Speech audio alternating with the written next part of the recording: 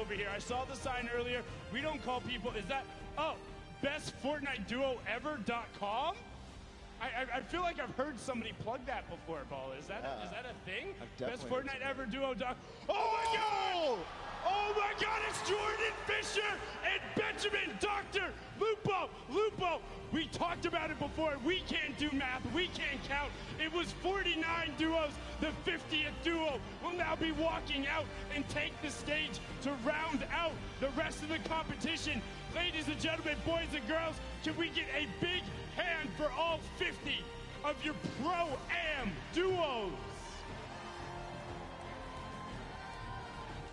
I mean, they just look so beyond excited. And again, you can check out that website. The shirts they have are raising money for charity. They're out here. That's what it's all about. It's having a good time. And it's about the friendly rivalries that come through.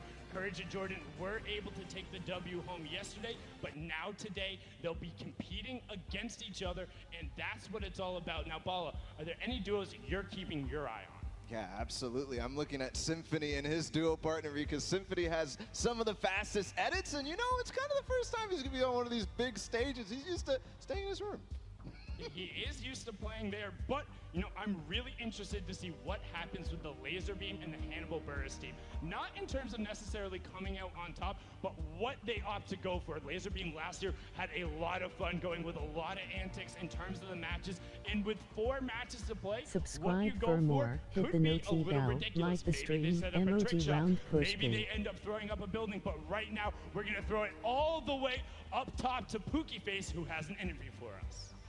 Thank you so much, Sundown. I am up here on the top deck. I have a whole row of duos crowd. Look at who I have right here. It's Laser Beam and Hannibal Buress. How are you guys doing? I'm doing excellent. How are you doing? I'm great, thank you. I'm glad to see that you are sporting your onesie again. How does it feel?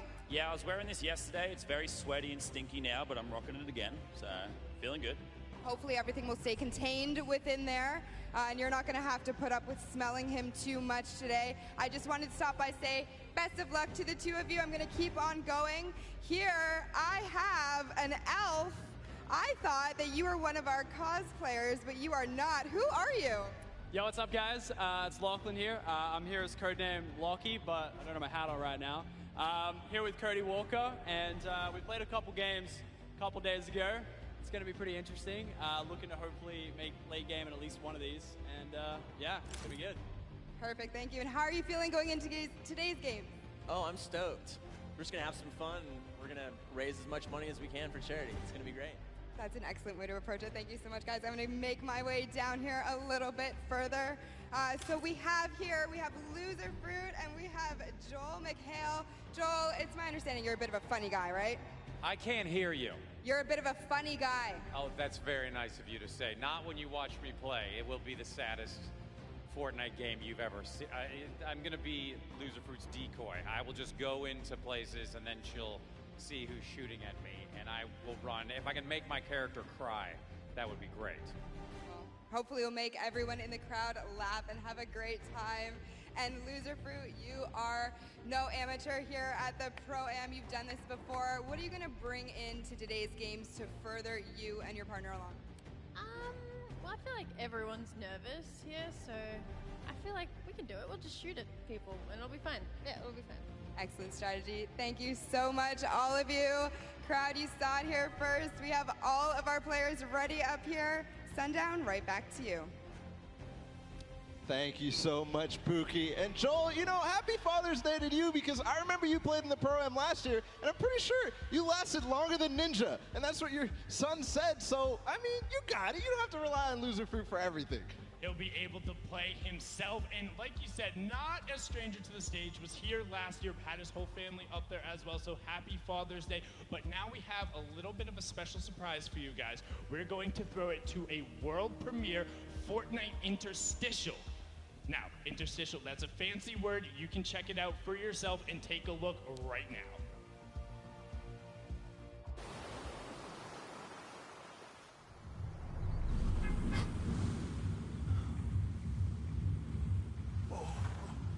Hey! Hey! Hey!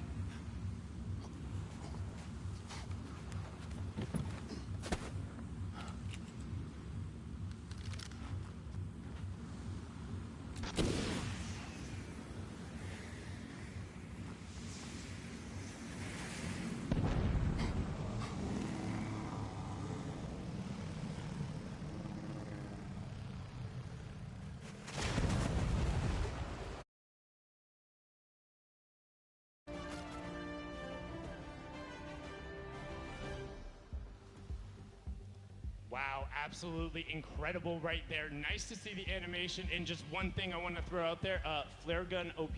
Apparently, it just took down 99 other players in the lobby. If you can take the battle bus out, that's impressive right there, Ball. And I mean, just the animation on that was really cool. I was a fan. I love those little short film type of things where it's a little bit of fun and comedy, and, you know, we get to know the characters of the island of Fortnite. Well, that's the thing that kind of struck out to me, because it's the first time you've ever really heard, like, Jonesy kind of talk or express himself in that instance, and it's just like, oh, you can sense the desperation, and then just the little bit of a shame as he sees it all go. The victory royale pops up. Probably the most bittersweet victory royale you could ever possibly go through, when it's all about ending up to be the last person left. A desert island isn't always the situation you want to be in, but somebody who's no stranger to being the last person left is Tfue, who is up top with an interview with Kitty. Kitty, can you hear me all the way up there?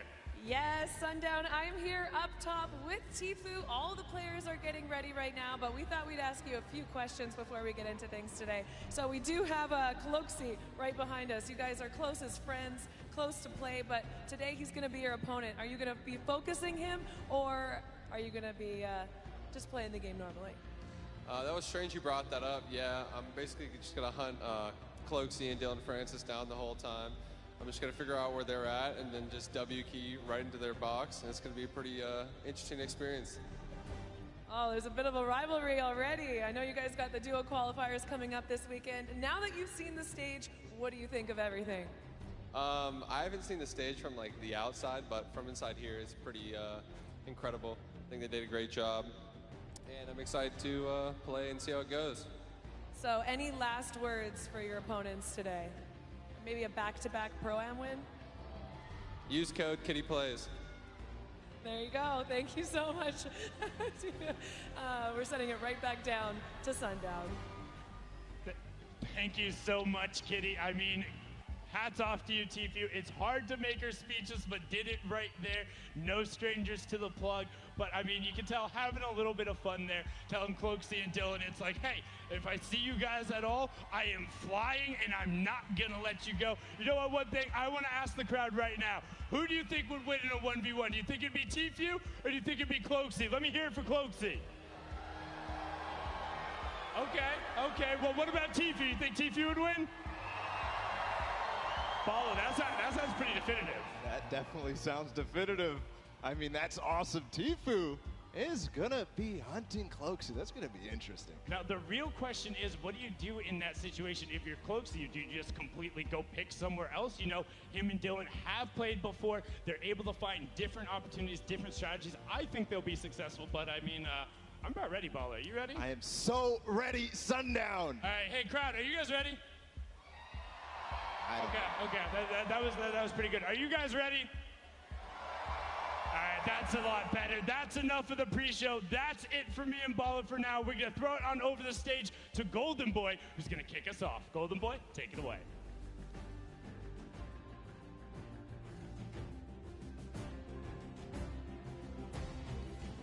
What's going on, LA? Yeah, you're looking good today. All right, everyone, I'm Golden Boy. You may have heard me commentate the action yesterday for our creative showdown, but today we're going to kick it old school. We're going to do it right in the island. We're going to have a good time playing some duos, and I know all of you are very excited to get into the action today. So I have a question for you all. Let's see here. I want to get like a little temperature check with the crowd. All right, who do you guys think is going to win? Do you think that it's going to be Marshawn Lynch and Ninja? Oh, all right. Or how about Cody Walker and Lachlan? Okay. Well, what about Josh Hart and Tfue? Oh, man. All right. Seems like the crowd is geared up. Seems like you're all ready to go. But enough talk. It is now time to kick things off. So, are you ready? That's what I like to hear. Ladies and gentlemen, this is the 2019 Fortnite Pro-Am, and it starts right now.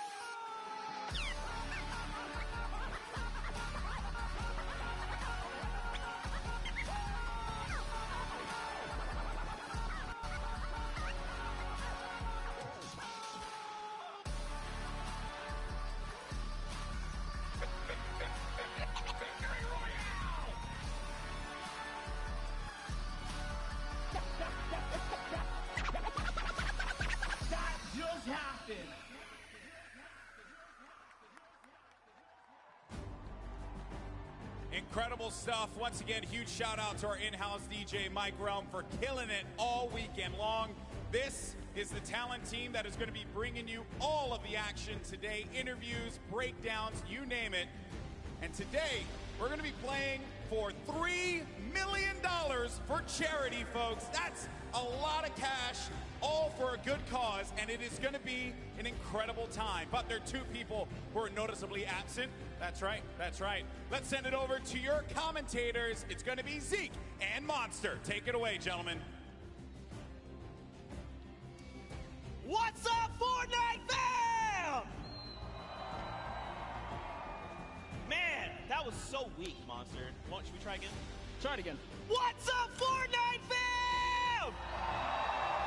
That's what I'm talking about. Welcome back to the summer block party. You got Zeke, you got Monster D-Face here. We're back for the Pro-Am. We're back to Battle Royale. That's right. We are here again with the Pro-Am. And, man, I heard a lot of hype for Tfue, but not enough hype for Ewok, because I want her to represent for the ladies out here today. But anyways, let's go ahead and hop into the format so you guys understand how these guys are going to be competing here at the Pro-Am. So, we have placement points, Zeke. That's right. Top 15 is going to net you 3 points. The top 10 is 5. Top 5 is 7. And then Victory Royale is, of course, those 10 points. And don't forget, guys, every single elimination is a point. We talked about that insane prize pool, $3 million. And what's awesome is that everyone is going to take a little bit of that home. Yeah, so it's not just first place. Yes, you will get a meal for first place, but guys, look at that second, third, fourth, fifth. That is a lot of prizing there that is going to be dished out just across the board. So, you know, honestly, just for coming out, participating, taking time to put into this show today, this tournament, they're all going to be able to contribute to a great cause. That's right. That is split 2 ways, don't forget. So it's really cool. You know, you're going to get to come hang out with your peers, stomp them out. I mean, play for charity. You know, it's going to be a really good time. We've got 4 games lined up. I mean, I feel like, are you guys, like, pretty hyped for this? Like, I don't know. Are you guys? Yes, they are, Zeke. Yes, they are. Now, guys, I was hanging out in the player lounge, okay? And I don't know, you were pretty close. I think you heard. There was a little bit of trash talk happening. There was a whole lot of that. Classic Chicken Parmesan here was trying to go head-to-head with Dr. Lupo. I think you guys just want to take a listen to this. Just listen. Dr. Lupo, your AARP card won't help you here, old man. Guess what? It's Father's Day. I don't care. My gift to you, as the dad that you are, is a Q. Okay, I'm sending you back to the queue, bro. Literally, you stand no chance. Guess what? This isn't a singing and dancing competition, so having Jordan Fisher as a partner isn't going to help you here. When you put 2 average players together, it doesn't beat one.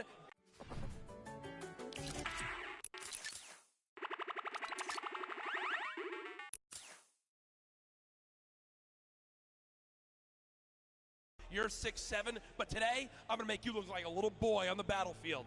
Hop on the battle bus, Dr. Lupo. I know I take up 2 seats because I'm so wide, but I don't even care. You can sit on the floor, boy. Courage JD looks like poorly animated claymation in real life.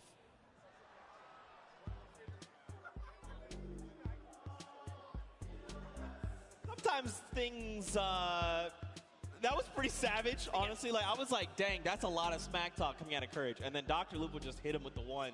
Dude, that wasn't ready for that. That was heated. And, you know, not only that, and credits to Lupo, man. He is one of the wittiest people that I know. That is not the guy you want to go kind of toe-to-toe in a little joking frenzy. He will get you. I mean, listen, Courage JD is pretty wide. He's a pretty thick boy, so Lupo needs to be careful. Now, they've got 2 fearsome competitors. You got Jordan Fisher on one end and Brendan Urie on the other. Both very, very good at Fortnite. Now, you know, I feel like it's probably only fitting that we hear from them, because I mean, like, that was pretty good, right, guys? Like, I mean, in a fight, I want to hear, we'll do this kind of what Sundown did, and in a fight, who wins? Dr. Lupo and Courage, right? So let's first cheer for, do you think Courage JD would win? Okay, what about Dr. Lupo?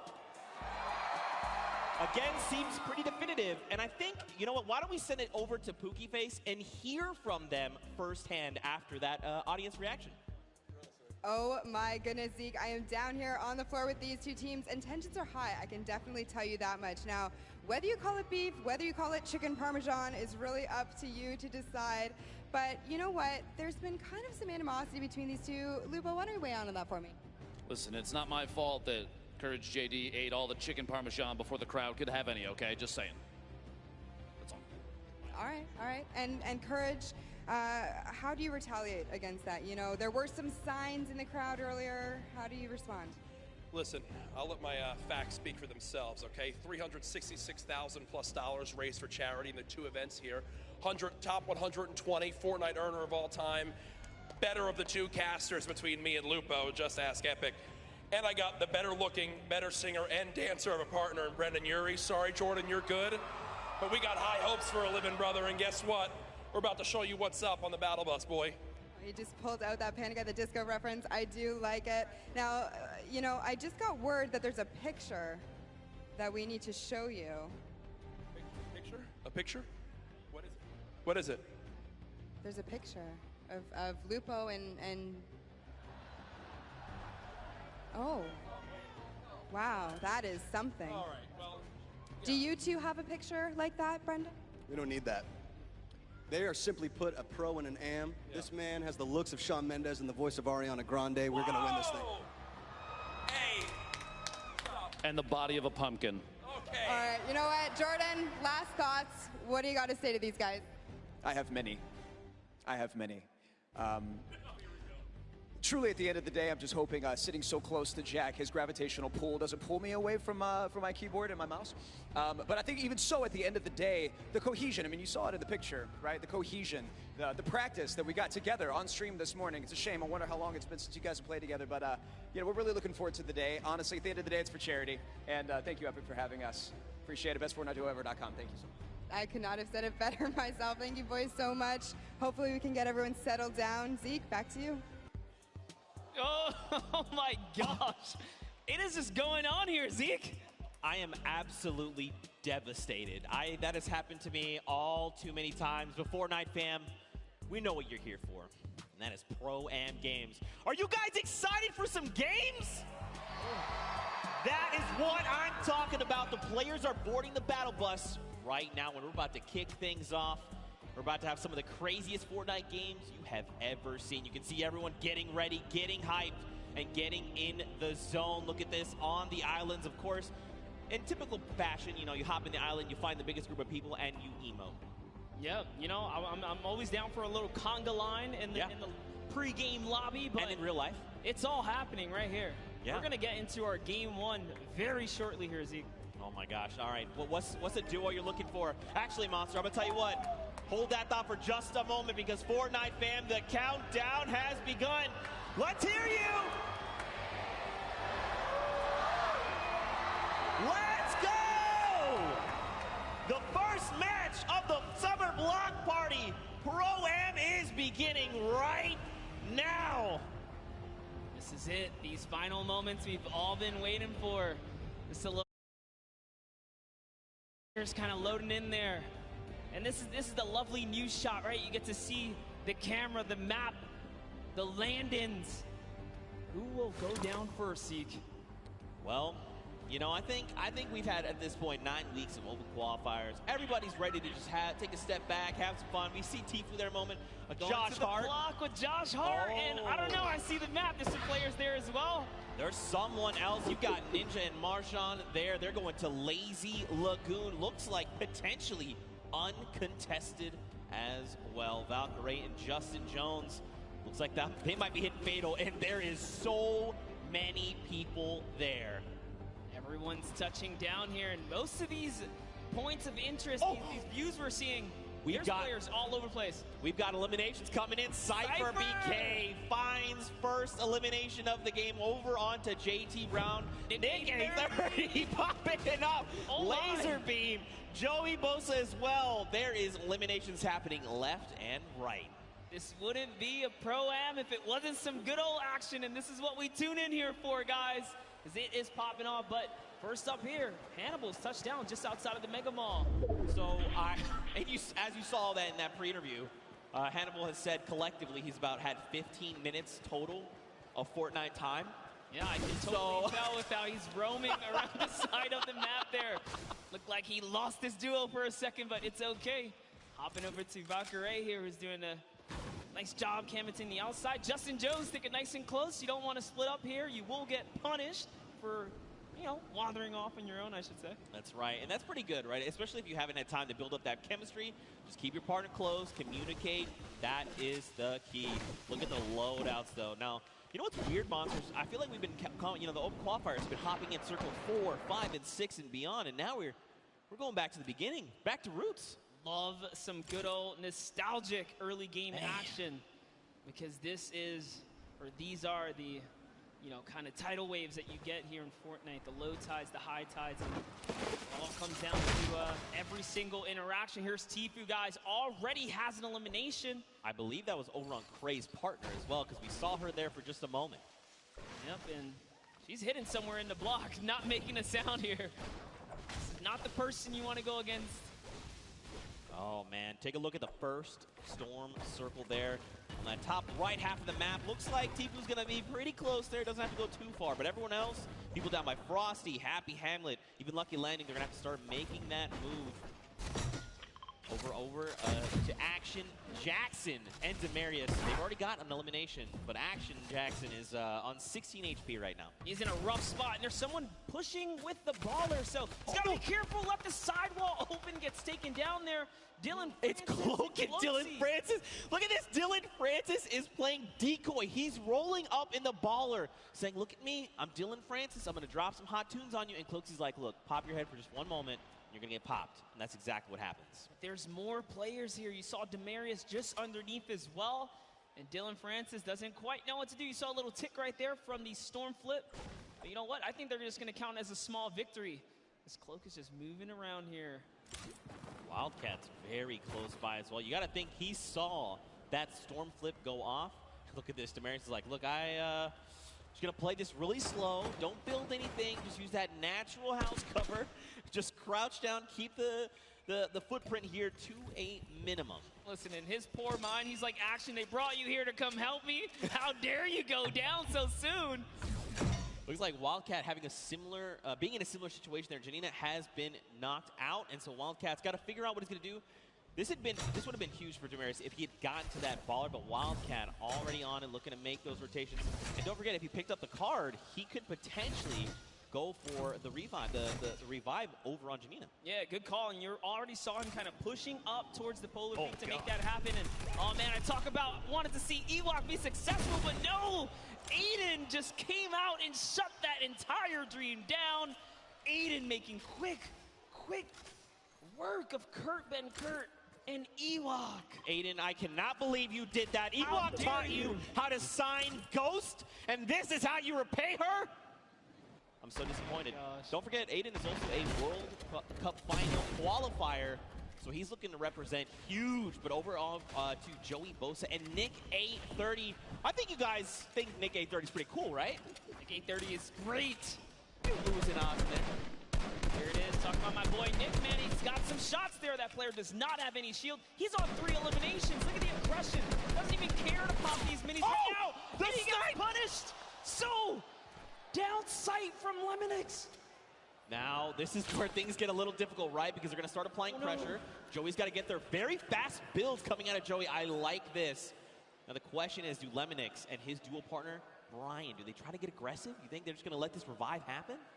I don't think there's much they can do. They're trying to push towards him, but Jimmy's down in the field, so there's something already going on there. Yeah, and that's a heavy sniper. They got to get out of there ASAP. This is not the fight that they want. This is a fresh duo. It's 200 shield as well, or 100 shield and 100 health. They are very, very tanked up right now. They do not want any of this action, but look, Lemonix, he is hungry. He's like, look, I want the charity money. If he had gone for that shot and landed, it would have been huge. More shots, but nothing has connected. Jarvis finds himself in elimination, and we're still at 38 duels. Monster, don't forget, top 15 is that initial threshold for points. We still got a long way to go. You know what? I'll tell you this, I'm surprised. There are 71 players still alive right now. Yeah. As much action as you saw just kind of unfold and pop off at the start, dude, I didn't think there was going to be that many guys still alive this late in the game. Yeah, man. Look at this. Pressure playing. You got Grime, you got Airwax over from Solary. Up on that Sky platform, you got Matt and FX Sad. Look at this. FPX Sad, excuse me. They're just chilling, man. They're just farming up as much as they can. Now, don't forget, Airwax as well over from Team Solary. He is a dual qualifier. Their entire roster went through in the, not this upcoming dual qualifier, 2 back. So he's a pretty fearsome competitor. He's ready. He's like, Grime, you got me? And Grime's like, yo, we're about to win the whole thing. Absolutely. Airwalks, I'm a huge fan of what he can do, and not only the solos, but the duos, right? Back at home when he's out there doing his competition. Team Solari is just a great squad, and no, Grime didn't quite realize he could walk into that little lava pool there. You know, maybe he's just trying to get somewhere fast. You know, it's okay. He just took the 3 damage. Everything's all good. Someone else is close. We saw the guys go off, and look at this. Airwalks calling it out. Lasering, it's Marshawn! And immediately, Airwax using that incredible precision to rip him out of the sky. So you know who's close. Marshawn does have a teammate, and that's Ninja, who's right above now, putting fire down on both of these guys. Can he be clutch here? Heavy Snipe comes out, takes a little bit of fall damage. Great grenades down there as well. One is going to connect Zeke. He's got to try and bank them back so they're fracturing as much of the builds as possible. But look at this. He's like, honestly, I'm not in a great position. Marshawn's already gone. I just probably need to bail on the entire situation. He's got the launch pad monster, but look at this. They're just keeping him from making decisions, right? Keeping him isolated, making sure he can't leave. They're using so much, too. There's another team from up above! Oh, this might be it for Ninja as he is now backed against the wall. The wall replacement does happen. Up for the high ground he goes. And Airwalks meets him with the combat to the face. Down goes Ninja and Marshawn Lynch for making the wrong rotation. I think Ninja might have stayed around a little bit. He probably wanted to try and go for the card because he did have the launch pad, right? He could have just launched that up and out, but at the end of the day, hindsight is 2020. Tifu here and his dual partner, Josh Hart. Looks like someone's trying to get a little bit cheeky right now. I love what he's doing here. Tifu is in the pocket right now, really putting up the pressure. He's just got his teammate Josh Hart over safely into distance, putting down fire here so Tifu can get these balls and try and get these shots. That's one. Can he get the second? And he does. Tifu with 4 huge eliminations right now. Zeke, every elimination is worth a point. That's right. If I had to guess, he's probably in the lead right now. That's right. There's only so many points. So we've got Airwax, who has 4 eliminations. Nick A30 and Tifu. Wow. Tied with 4. Everyone is popping off. Speaking of Nick A30, you've got Jarvis very close by. This is so scary. If they're not careful, they could very easily meet their end here. Look at this. And Mayers, don't forget, Mayers is over here on Jarvis's left. He's ready to respond. Listen, crowd, let me tell you, Jarvis on the controller is absolutely scary. He is so good. If I'm being honest, Nick is probably lucky Jarvis wanted to back up right here because his shot can punish. No, I am not kidding, guys. This will be a very intense battle if it does pop off, but dude, let's talk about our Elim leaders. Airwalks, World Cup qualifier, Nick A30, the largest, one of the largest on the YouTube community for Fortnite, and Tifu, obviously another staple person in the community. They are leading right now and popping off, and not far behind them is Nick Merckx, guys, with 3 eliminations. So it's going down right here. Controller gang, if you're here in the building, let me hear you scream for Nick Merckx. You gotta send him your energy. There he is on screen. He sends a shot out over onto Grime, and look at this. He wants to get aggressive. Kyle, his duo, is down. But look, Nick has been in these types of situations before. He's been competing all qualifier long. And I mean, he's been a competitive veteran across a multitude of titles. Yeah, but this is crazy. Look at the map, guys. There are so many players migrating to the Sunny Steps area because this is the center of the next safe zone. And unfortunately, Kyle's already gone. If I had to guess, Nick is kind of moving towards what might be the respawn bus, but look at this, just duos everywhere. He's probably, honestly, not going to get the chance here. You see him right on the other side of Vicstar. Vicstar is here. These are 2 titans of the Fortnite community, and I got to know what is going to unfold right now, because keep in mind, Vicstar is, first of all, Martinstar is gone. But look at his HP. He has not topped back off the 75. Nick, though, he's got that massive HP advantage. Vicstar going to try and use the impulses and make something happen. Look at this. Oh, you saw Nick heard it. He's like, yo, there's someone in here. Where are you? I need to shut you down. Vicstar is sitting so still right now. I'm surprised we can see more of his face. This is really cat and mouse. And Nick is the cat hunting right now.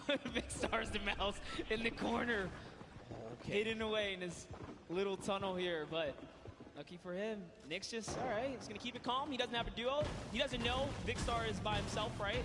Yeah. For all he knows, that could be a fresh duo. So playing it nice and safe here, going for placement points right now. Someone's up above as well, Monster. There is people all the way around Sunny Steps. And the new safe zone is putting us just on top of it. Everyone else on the outside going to start making their way in. Power up on top. Looks like Tabor and Brian there has gone down, but Lemonix's duo is ready to respond and get the revive. Tfue and Josh Hart, they are topping themselves off with the campfire. This is really important, right? You want to make sure when you're going into these next rotations that you have as much resources and HP, basically, to work with heading into these next fights, because that 1 point of HP could absolutely make the difference. And look at the strat right here. Keeping Josh Hart safe, almost like protect the Prez. Because Josh Hart's in the baller. This. Yes, Tfue's on foot. If anyone even looks his way, he's got that heavy sniper. He's going to punish him. Josh Hart just moving on up, getting into that safety zone. He's leaving Tfue behind. Tfue's getting shot up a few times here. I wonder, Didn't make it to the guys. The baller. I was going to say, he passed by an empty bar. This is huge. Okay. They both got ballers. This means that they can be very aggressive with the rotations or extremely safe. They can go and hide if they need to, build enough time. Because remember, top 15 is the first round of placements, and we're halfway there. Yep, Tfue already marking the next zone for his teammate. I love that kind of interaction. Just let him know, hey, this is where we got to get to. And talking about places you want to be, the edge, right? Look at Jarvis here. Jarvis has got 2 eliminations already. He's doing really good.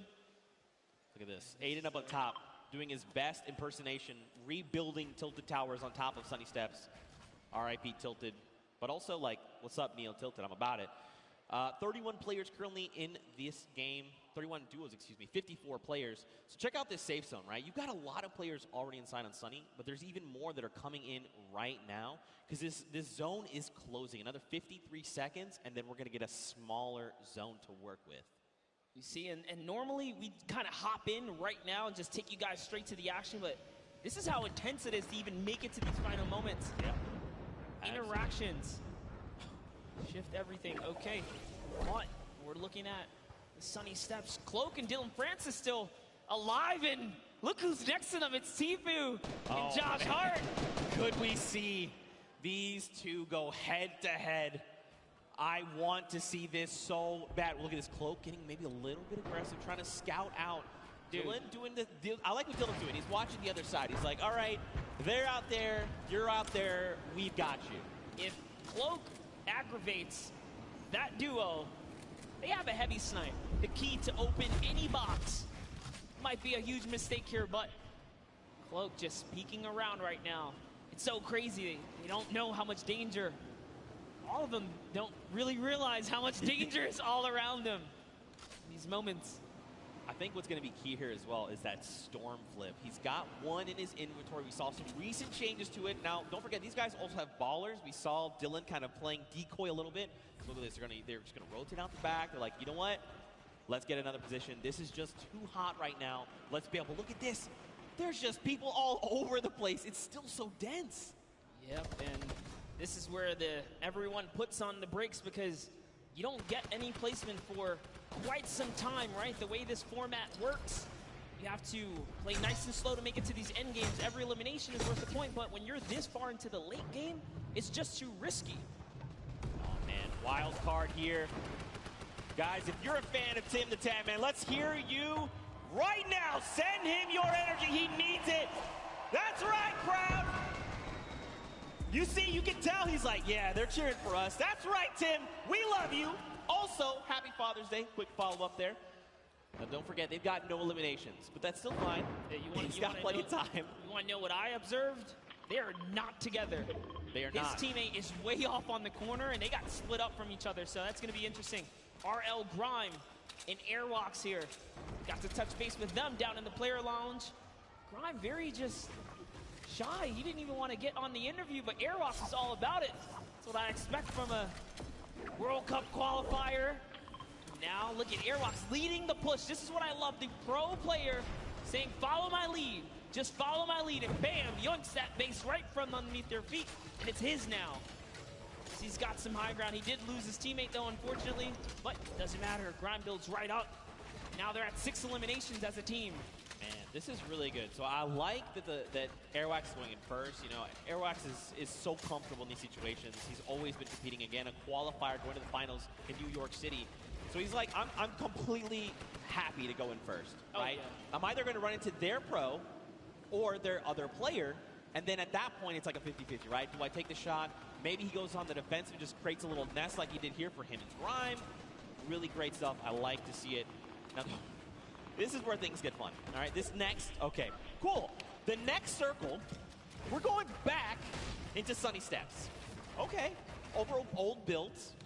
Dude, look at that Elam feed. Loser Food just picked up 2 more. She's holding it down. She said she would. Listen, Loser Fruit, in case you don't know, she is an absolute slayer.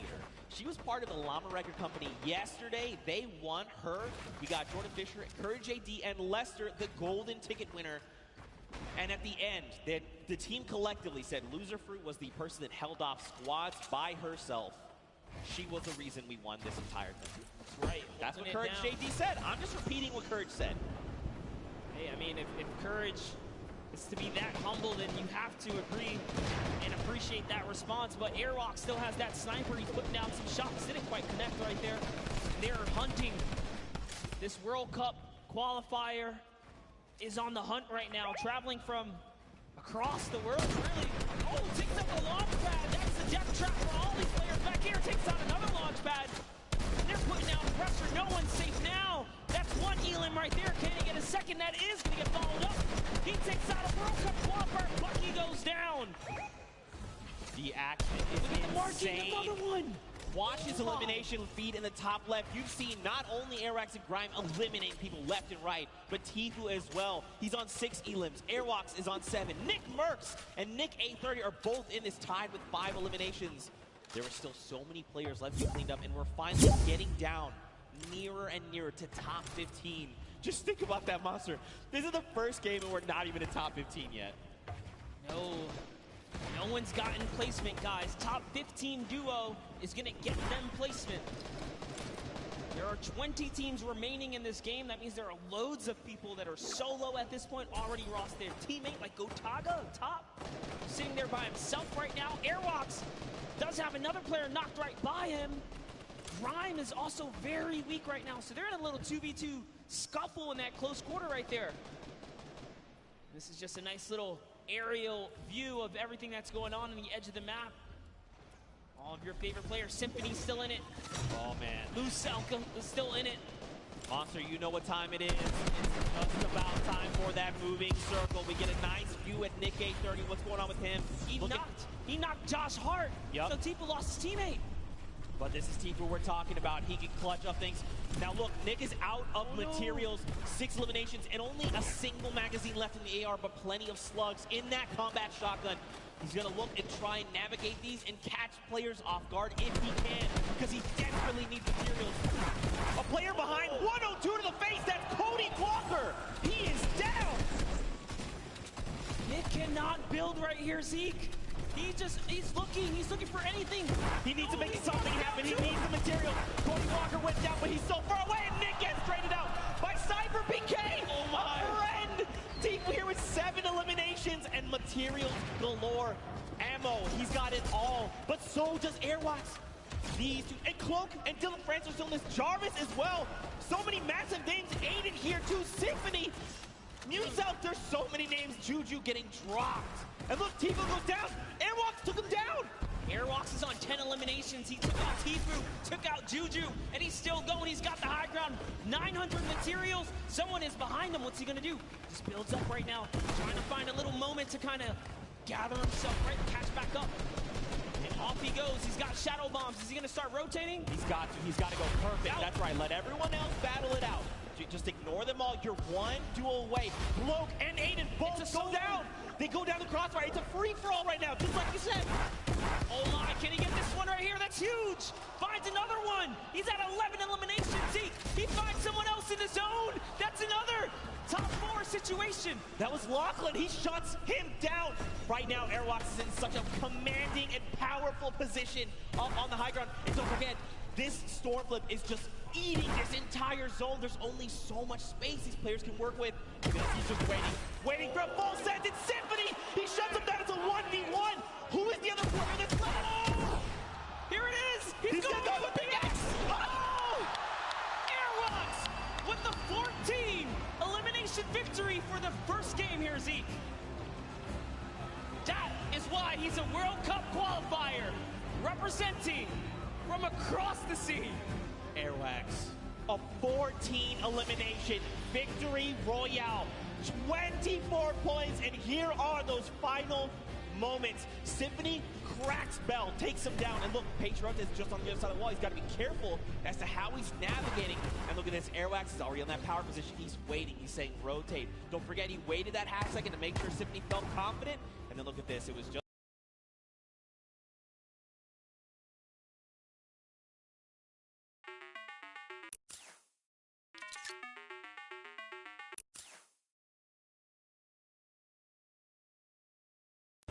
just for that single game. And let's give some credit to his duo. Let's give some credit because his duo, RL Grime, also had 2 eliminations. That was a 16 elims off of just that alone. Yeah, so don't forget, even though his teammate only had the 2 eliminations, this is a cooperative effort, right? Yes. Grime could have been sending shots in, and it's just Airwax that actually cleans up the elimination. So, still though, my goodness, how I don't even, first of all, mad props on the dabs, not as good as the micro dab, but still, it's still pretty good. What an incredible first game. That was just the first game of the Pro-Am. This is the Pro-Am, all right? It's going down. I'm losing my voice. That was great. I'm losing my voice. That's what's just going to happen. Tomorrow I'm going to have no voice. Now you guys in the audience here in the LA Forum, what'd you think of that first game?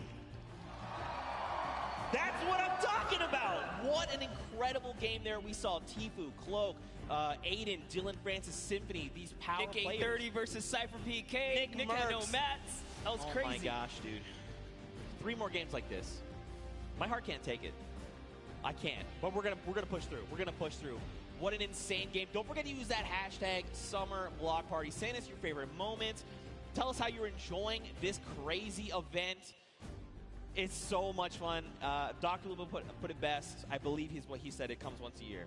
Ninja said it best. I'm sorry. Excuse me. Ninja said it best. That was the interview I had with him. I remember. This kind of event only comes around once a year. You really just got to embrace it, soak it all up. And this is what happens when you put competitive players with, you know, some big profile celebs, man. Anything can kind of go down.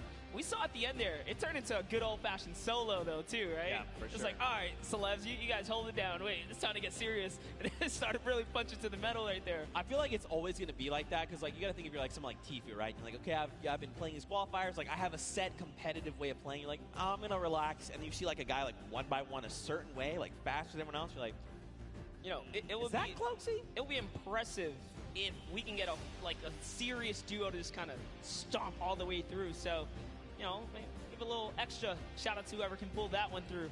Yeah, for sure. Now, of course, we've got to send it down to an interview with our winners, Airwax. So we're going to send it right now and over. Hey, Zeke, thank you so much. I am down here with Airwalk and RL Grime, our first winners today out of 4 games. You guys performed exceptionally well. That many eliminations, I don't think any of us thought that we would see it today. Can you walk us through what it was like during that game? It was easy. It was easy. It's simple as that. I don't know if it was 50 pros and 50 amateurs, but I only saw 98 bots. Whoa, we got some fighting words already. Amazing job, though. So, RL Grime, one question. What is it like performing music around the world versus performing here and competing on this stage? Yeah, it's very different. It's nice having a teammate to help you up there. And luckily, my teammate's a beast, so yeah. Yeah, your teammate is a beast. Well, good luck, you two, going forward. I'm really looking forward to see how well you do in the next 3 games. Thank you guys so much. Back to the casters. Thank you so much, Kitty Plays. Man, Airwax is putting in so much work there. If Grime as well, these guys are a fearsome competitor. Listen, Grime makes music. He might just have to write himself a little symphony of what went down here today for Airwalks because, man, that guy's he's a person, that's for sure. 98 bots? 90, that's a personality. That's right aggressive. there. All right, that's aggressive way, but don't forget, in the interview we had, I was like, hey, you know, like, is there another duo you look at? And I always do this, like, toss out the, like, are you guys the best? You're like, ha, you're the best. And he's like, no, I'm the best. I'm Airwax. And I was like,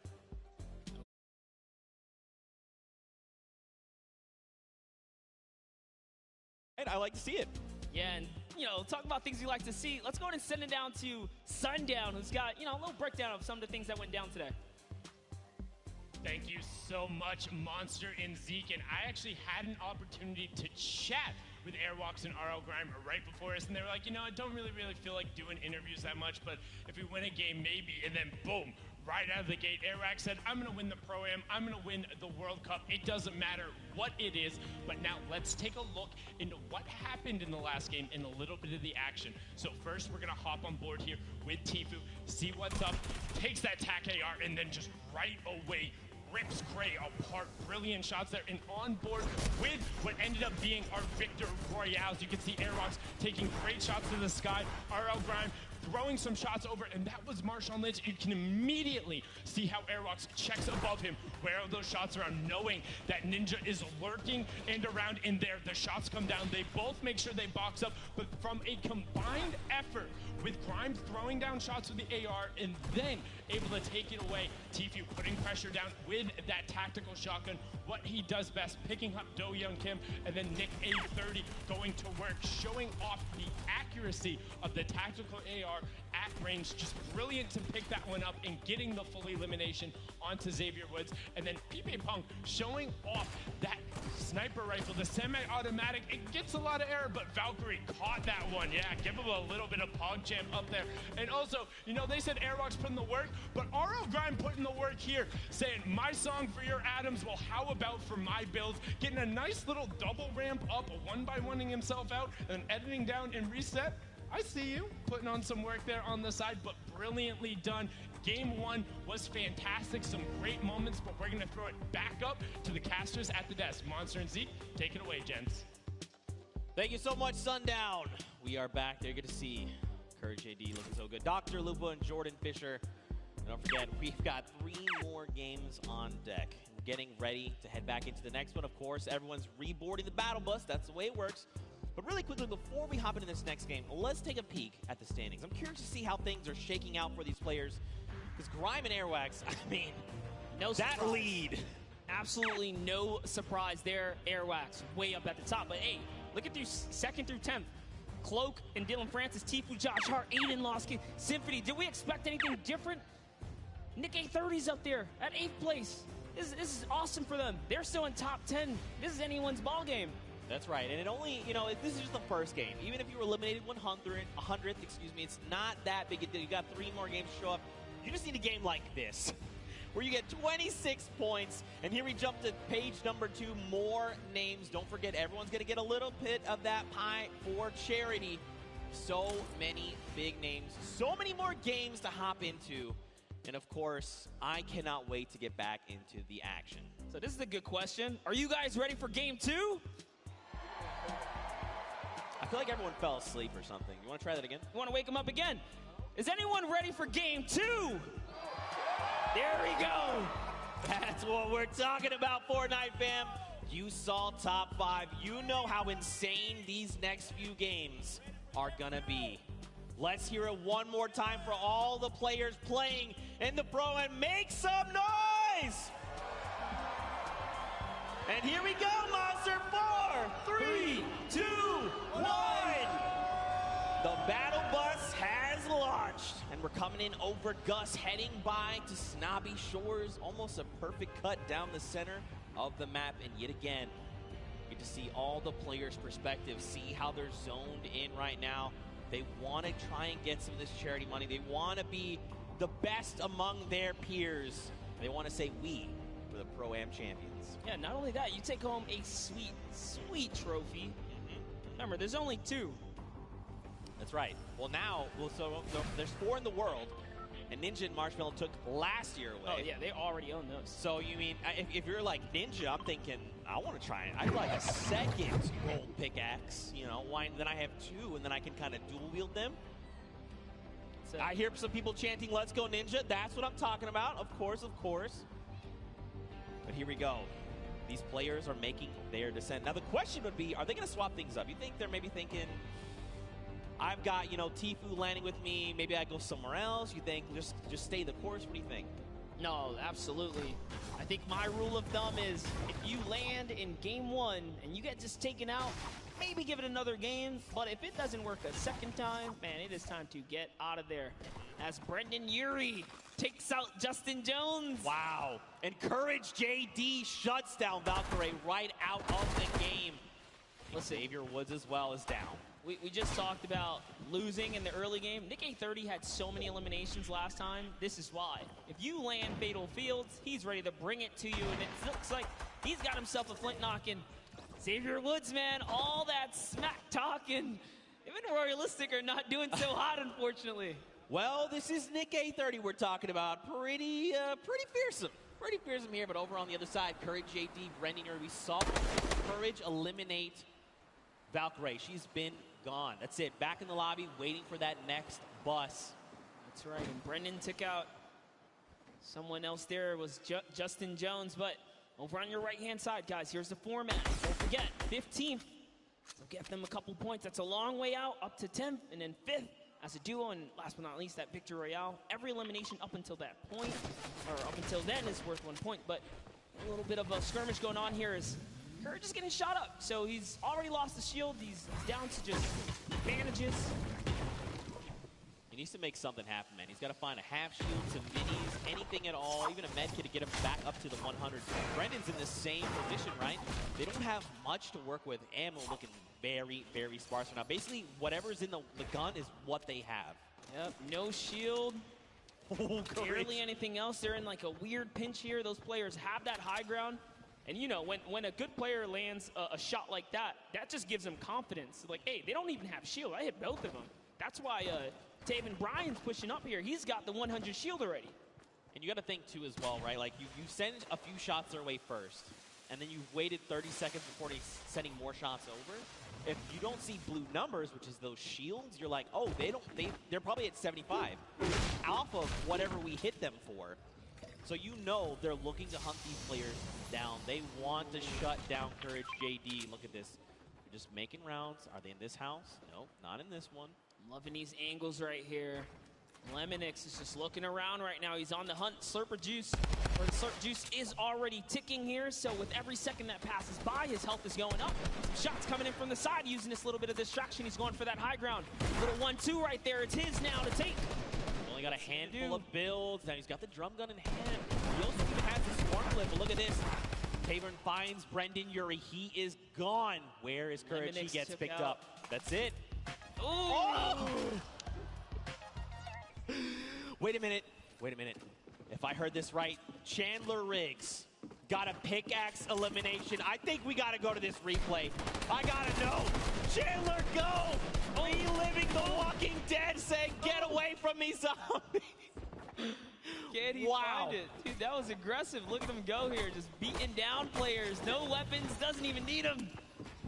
Wow, that really was like The Walking Dead, because all you had afterward was a pistol. That's it. Right. Back with Ninja. Man. Oh, his teammate's down. He's probably just got to abandon him. He's got to say, look, you know what? We're not really in a good spot to take this. Maybe we'll just fail. Now, if you're Ninja, you know, you got to think, I can't let this just go. Look at that. Immediately turns. Muzelk going to take a face full of lead there. Got to be careful. Muzelk does know how to use those weapons. He's also a daily Fortnite player. Hopping back to the Happy Hamlet one-shot girl. You know, I'm not going to lie. Very happy to see Julie here. This morning she woke up. She was saying, not feeling too hot. But in the end, she went to the doctor, got it all taken care of, and now she's joining us. Very happy to see her here. So, of course, Fortnite fans, if you're tuning in, please just go send some love her way. I know she'd very much appreciate it, but look at this zone right now. You know, these guys are sitting very comfortably in Happy Hamlet. And, you know, there's this play space they've got to work with. Some of it's in the water. Ooh, another very weird zone. Super south zone here. Whenever that happens, it typically leads to more congestion, but hopping in with Jarvis, who's got this high ground. We're at Paradise Palms. Jacob lands in a nice little stinker right there. It's going to flush him out. And he's peeking. He knows where he's at. This is more ticks for Jarvis. That's another 15 health. Sends in a second. Doesn't quite connect that time, but At least he knows, all right, this box has been flushed out here. Gives his teammate a little bit of time to kind of gather together. Myers is just a little too far here from Jarvis, though. That's good. I really like, even if you didn't necessarily get a bunch of damage over, you're just using that to buy yourself a little bit of time, collect yourself, meet back up with your duo, and then reassess the situation. Now, Jacob, he's making a pretty aggressive push here. He knows that Jarvis is up on that hill, and he's trying to just be a little more aggressive. He's trying to find an angle if possible, but he's like, look, we don't need to be fighting head on right now. Let's just keep moving. Let's just make it into safety, and then we'll kind of deal with this threat in a little bit. Yeah, you got to respect it. He's definitely trying to back off right now and see if he can find the prime time opportunity. Maybe bait him in and get a couple shots. That's why he's backing up here, seeing if they can fall for this little bit of a trap to expose themselves. But that's going to kind of diffuse itself. We got back to Cody Walker and Lachlan here. Now, Lachlan, if you were watching the elimination feed, he just picked up Pokimane. She has been eliminated. Lachlan, codename Elf, codename Locky here. He is hungry for. He sees the player running there. A few great shots. They're on very low HP, and there you go. Martin Doherty is picked up as well. And, you know, this is looking like a whole different game. The last one, we were barely at 70-plus players alive. You know, it took a little bit of time, but I think we got that first game jitter out the way. This is only Storm Wave 1. Leading into the second zone here, and look at the shots haven't stopped. I mean, Lachlan is disgusting, all right? He's ready. He is honed in, looking for more players. But look at this, man. They are in the storm. Now, they don't have too far to go, but this is just damage you don't want to be taking right now. Oh, and there is a baller there, so see Lachlan running straight for it. He's going to have to dip out on Cody. Sorry, bud. He's like, I'm going to be okay. Just make it into safety. I think, so Cody, I feel like he probably should have transferred the ball over to Cody just because he's got a shield to work with, but I think he's making this aggressive play because he's trying to get ahead of Cody, just make sure there's no one just ahead of them. Because if they make a wrong rotation, they could be cleaned up off of it. Yeah, when it comes down to the storm, definitely is, or begs the question, right? Hey, you got a storm flip, you'll be okay for a little bit if you desperately need it. He does have a med kit as well, so yeah, he's okay here, but hopping over with Matt Judon here, and FBX Sad there, and a little bit of a fight. RO Grimes got the high ground, but look who it is. Airwalks taking up 2 players. He doesn't care. He's right in the box here. His teammate's gone down. Airwalks versus Scarlet and Ellie here. Stinkers are coming out. Airwalks is chewing it up. Sad actually got the pick there, so this is not looking too good for Airwalks. I think too much smack talk in the previous game. Scarlet does take him out, and now Sad's making a full-on push here. FBX Sad. Here comes the Dynamite. That storm flip just going to minimize the affected play space, force people into Sad's clutches here. He's looking to find another elimination. He's got himself that slurp, but don't forget that's healing over time. He's got to just wait it out. Another storm flip coming out. Okay, run for the hills. Don't forget this is 5 damage to your HP. And look at this. They've only got so much room to work with right now. Sad finding himself in a little bit of an awkward position. Look at this. Fuse up gets near. He's like, hello? Are you fighting? I'd like some of this, please. This is just perfect for Sad here. Now he's just turning everything around at this point. Matt needs to jump in here and help his teammate out. Is he going to be able to do it? Yo, look at Sad with the quick Eddie right there showing why he's here today. Hello, representing Bye-Bye Yourself. You jumped into the wrong battle, buddy, as he is still holding it down. He's going to make Muselk very sad after that performance. Come on, guys, you know I had to. Now, the question is, what happens next? Juju is by himself. He's sitting in a 1-by-1. Now, he doesn't know there's a launch pad. We see the launch pad. Don't tell him. We got Ellie and Scarlet over there. And Sad is now just thinking, okay, I definitely know there was a duo I was fighting. Muselk tried to get cheeky and tried to go toe-to-toe with us. Mistakes. Oh, no. Jordan Fisher has been eliminated there in the top left in your elimination feed. This could spell disaster. Yep, Koa definitely someone to be afraid of, traveling all the way from South Korea to be here today. But Scarlet and Ellie, man, just you gotta respect Sad. He pushed off 4 players in that situation. Matt Judon, unfortunately, just wasn't doing or contributing too much in those final moments, so he really was up there just kind of putting it all down. Took out Muselk, but get Ellie here. Scarlet, they're out. This slipstream is going to be so helpful as he zooms by another fight. He's like, all right, time to start dolphining. This is what we call when you're in the slipstream. You just kind of come out and then kind of go back in, then launch up, and then come back down. Now over to Ninja. Oh, my goodness. Look at this. Marshawn, yet again, has been down. So Ninja's got to make something happen. Hopefully he picked up the card because there is a respawn van here in Lucky Landing. But look, there's even more players. Ooh, Ninja and Bucky. Oh, Bucky's Lupo already is made here. it. Tifu is right around the corner. And Dr. Lupo's right above that as well. But Ninja trying to take on Bucky. No, this is the wrong player to fight. Bucky's already qualified for this. Oh, he tried. It doesn't even matter. Kenneth and Bucky push right on through. This is why he's going to the World Cup, guys. And that's going to be their first elimination. You can see, too, when Bucky picked up the elimination there with Kenneth, there was big smiles. They're like, that's Ninja. You know that's a confidence booster. Yes, I got to meet Bucky's mother and Bucky. We did a little bit of a interview earlier today, and she said she's his biggest supporter. She almost said, I believe word for her, said, I fangirl for my son, and that's her biggest supporter. But that's so awesome. That's the kind of support you love to see in the Fortnite community. But you know, around here, I'm curious. What's our boy Dr. Lupo doing? Let's take a moment to see. So remember, Jordan Fisher got picked up. There he is, giving the finger gun. I like it.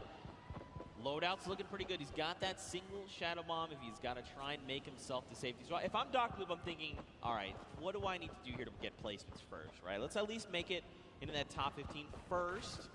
Then I'll look to pick up elims. You know, people are not going to really be paying attention to a single player if he's playing it right, playing it slow, playing it a little bit sneaky. But, I mean, there's still quite a number of big names left in the lobby.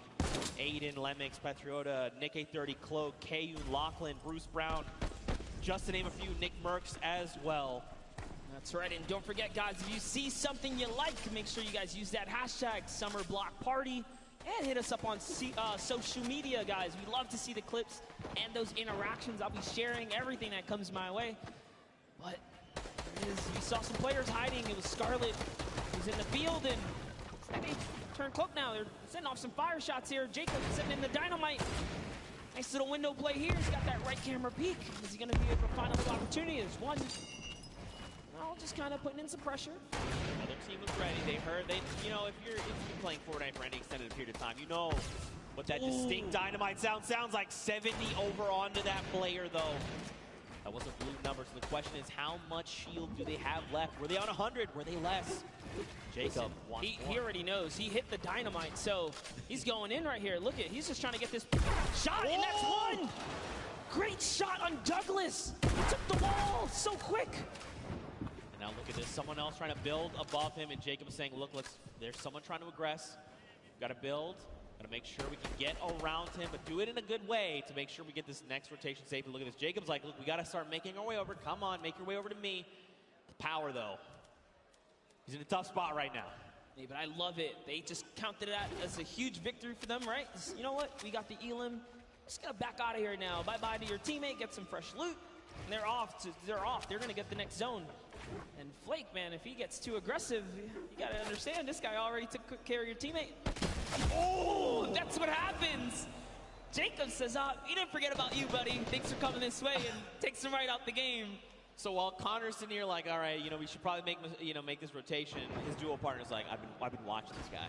All right, yeah, no, he's like, listen, like, yeah, we'll make the rotation, sure. God, Ewok here, check it out. Over with Kurt. Waiting, biting. They've got a launch pad when they need to bail. Looks like Kurt also had that RPG in hand. Look at the loadout coming in right now. Ooh, I like it. And they're in the current safe zone. Feeling pretty good. And I love this right here. Ewok rocking that Falcon jersey to represent her teammate. Ben Kurt, who's on the Falcons. That's pretty cool right there. A little bit of extra love right there. You can see she's throwing out a couple pings right here, trying to communicate with their duo. For an opportunity here. I like that Ewok is pre-editing things. She's waiting. She's not confirming it. She's saying, if we need to bail, I've got the editing ready. Here we go. Launch pad comes out. That's the kind of things, those little things are going to help level up your gameplay when you're playing Fortnite. And now here we go. Ewok looking to get aggressive. I mean, look, we know Ewok is insane. She's about to show you guys why. Someone's letting out some shots. Her teammate is split up. What's she going to do? She's got to back him up here. Look at the thought process there as well. We know shots are coming in, and instead of her trying to figure out where the player's going, she's trying to reinforce their move, making sure this is as stable as possible. You hear explosions. She's going to pass over some half shields here, some of the minis, excuse me. And now this is where things, and what's good too, is they're in the next safe zone. There's, oh gosh, Nick A30 is here. Oh, it's Nick who's bothering them over in the box. Oh goodness. Okay. This is going to be a good battle here, Zeke. We might see unfold in just a bit. Ewok messing with a couple edits, trying to decide where she's going to want to be. Got another See minute. a couple fun facts about the player Can. Ewok, a 13-year-old streamer, and you're the youngest Fortnite player here at the Pro-Am. So, the youngest competitors in the scene here. No! Oh. Nick wins the exchange right there. Back. It was very close, but Kurt, you got to do something. You got to go quick. Start applying pressure. He's trying. Oh, so close. Kurt almost won the exchange right there, but Nick was just a little faster on the draw. Beat Ewok to the wall and punished in those moments. Nick had a fantastic last game, was only shut down because he didn't have materials. You guys tuned in a little late, but he made it all the way through to endgame, and now look, they have 4 eliminations already. Don't forget, they're also in the top 10, like literally on the leaderboards, the standing, so showing you guys why. So take a look at Tfu's kind of trailing behind, no eliminations. If you've been watching the Open Qualifiers, you know this is classic Tfu. He's got an abundance of material, sitting on a nice little perch with a bird's eye view, waiting for enemies to make a mistake. He is so good at capitalizing on any little error that enemy players make. If they make a wrong edit, if they make a wrong build, a wrong rotation, he is always in the right place, in the right mindset to take advantage of that. Josh Hart and him are going to begin their rotations there. Now, I always say this, don't forget, top 15 is the first round of Blazing points. We need another 7 duels to fall before those points come out. Jordan Jones and Gotaga going to be picked up there in the elimination feed. And look at this next half in, half out, man. That circle is dangerous. It's better than going south, though, because at least they're going to stay on the land. So you got to count your small blessings while you can right there. Now another look here. Tfu always got those front row tickets. He was like, I'm sitting up on this perch. I'll tell you what, let's come over here and build a new perch. This is my home. Chris Thompson's got that minigun. He doesn't have a lot of ammunition. He's actually really hurting here. Fortnite term, we like to call this shambles. He is in shambles. They want an elimination. They need something because, like you said, man, they've got basically nothing to work with. Now, he's probably calling out this enemy team here in front. You gotta think Dank Ops is probably up on that high ground, just above him. Just getting a nice little, surveilling the land. You know, who do I think I see? I recognize these types of builds. He's just looking all around. He's like, oh no, slips out the build. No! Took some fall damage right there. Gave a little too much pressure. He's trying to sneak underneath those builds. He's looking at his team like, man, I'm so sorry, dude.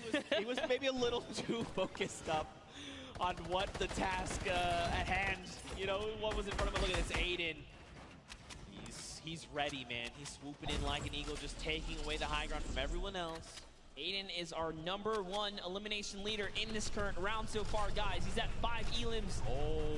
That's a storm flip. It's pushing him way up top. This is scary because the higher he goes, the more unsafe it becomes if it's not held up by too much. He's got to be real careful. They don't seem to be in any danger right now, which is really good. He's got a rift.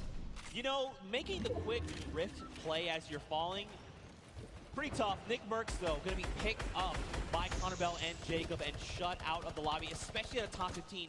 You hate to see it.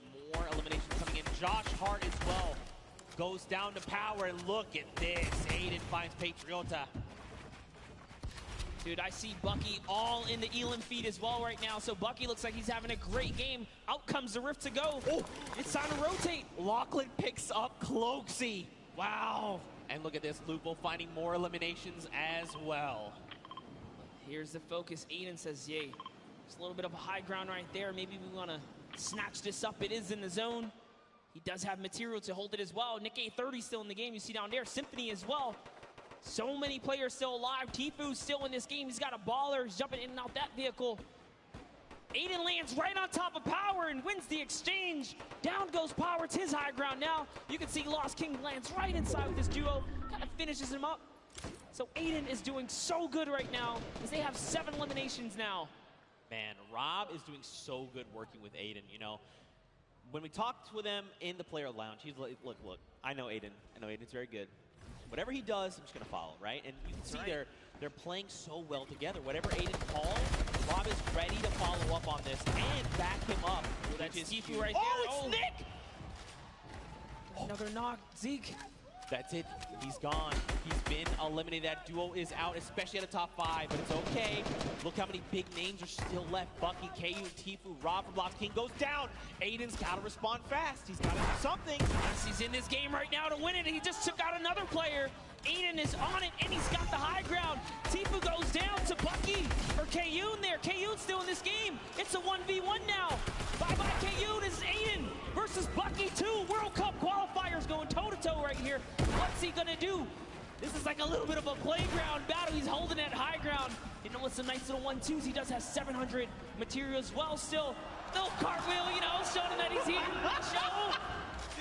Aiden here, he wants this. He's so hungry for this extra points coming out. He gets cheeky. Close. The shot missed, but it's okay. Right now, Aiden's got health advantage. Bucky's is about on 100. Okay, excuse me, 85 effective HP.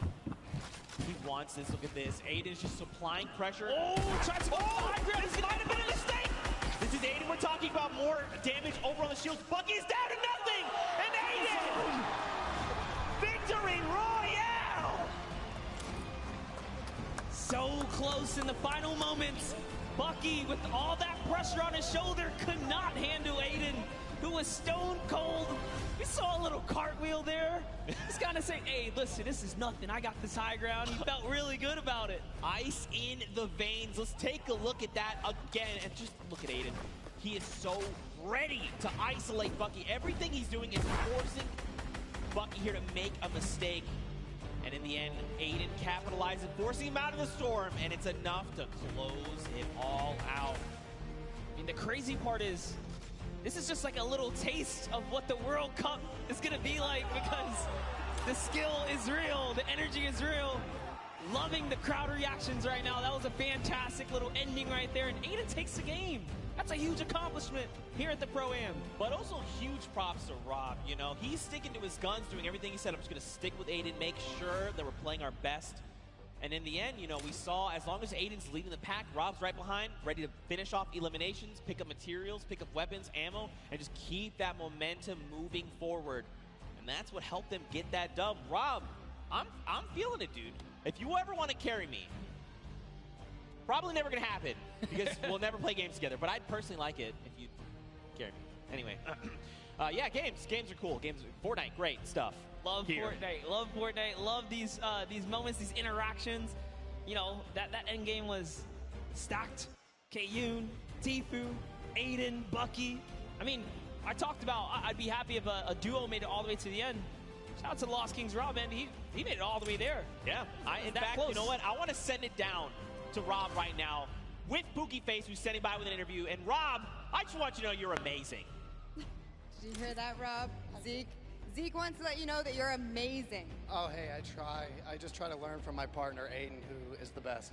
Oh, listen to that. Congratulations, you two, on taking game number 2. Aiden, you had 10 eliminations.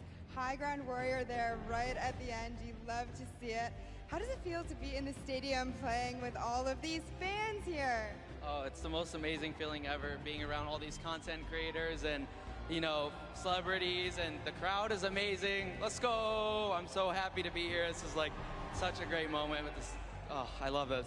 We love having you as always. Now, going into the next game, I know earlier we kind of talked about you were just going to follow Aiden around and do what he said. Is that going to continue to be your strategy? Yeah, I think anything he says, I'm just going to do it. It worked the first time, worked the second time, so I'm going to keep following his orders. Well, if it's not broke, don't fix it, right? And finally, you know, this is a lot of money on the line for charity today. Aiden, tell me about the charity you're going to be donating towards if you win. My charity is the Wounded Warriors. Shout out to my grandpa and my dad. They're vets, so love the vets. You know, you can never go wrong with that. I agree. Well, thank you guys so much. Good luck in your next game. Zeke, Monster, back to you. Rob's sitting here talking like he's following orders. He is absolutely wrong. Rob, it's not following orders. You're just cooperating with your duo. I know you're secretly the mastermind, Rob. I'm on to you. I see you. We saw it at the Creative Showdown. The best teams kept quiet when it came down to exposing strats. So, you know, give them a little kind of, nah, man, I ain't doing nothing. I'm just following Aiden. Yeah, I'm just following Aiden. You know, Aiden's been the one getting elimination. You got to think if, like, I'm Rob. I'm like, but they're at 99. Hey, Aiden, there's someone wounded over there. Yeah. Great Elin. Aiden. Of course, we're just kidding. Aiden is phenomenal. That's why he is qualified for the World Cup Finals coming up. But, man, what a powerful duo. If they have a repeat performance like that, I'm going to be losing my voice. Actually, it's already happening slowly. I hope no one can hear it. I'm embarrassed about it. You gotta hold it down, Zeke. Contain it, because there's so much going on. But talking about things going on, let's all send it over to Sundown, who's got a little recap for us. Thank you so much, Monster and Zeke. That last match was incredible. Aiden and Rob proving that they weren't stuck or too far gone, able to take the top spot away with another impressive performance. And I mean, so far, the tail of the tape has been those World Cup qualified players absolutely dominating the competition. Let's take a look at some of the gameplay they were able to show in the last match. But first, we're going to kick it off with FPX Sad and what they were able to do to the previous match victor. So you see him throwing out the grenades, actually picks up RL Grimes, saying you can catch that one, and then pushes forward and is able to take him out. That was the partner of Airwalk, so managed to throw a little bit of a stick there in their game plan, and then followed it up with another great elimination. Just watch him edit down right away, finds the combat shot, and picks up Musel. Brilliantly done there from FPX Sad and his partner, but now on board here with Kenneth Fareed and Bucky, just recently signed Envious, but you can see Kenneth push right in and take out Ninja, but Aiden would not be overdone again. The only controller player in the world so far to have qualified for the duos portion of the competition, but Bucky says you can hold this, hold my pickaxe, picks up the double there onto Jarvis.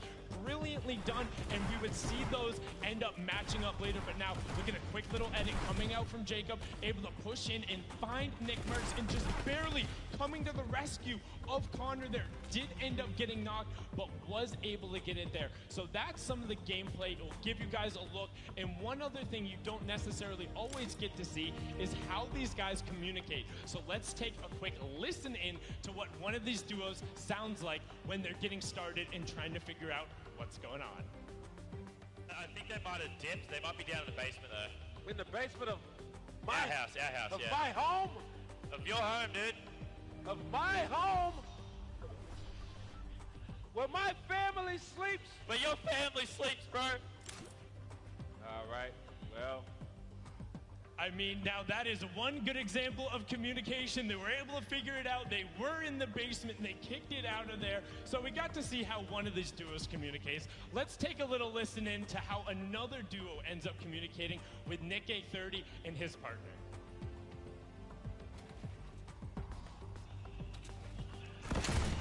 Oh, he just RPG'd me. Be careful. They're gonna start pressuring.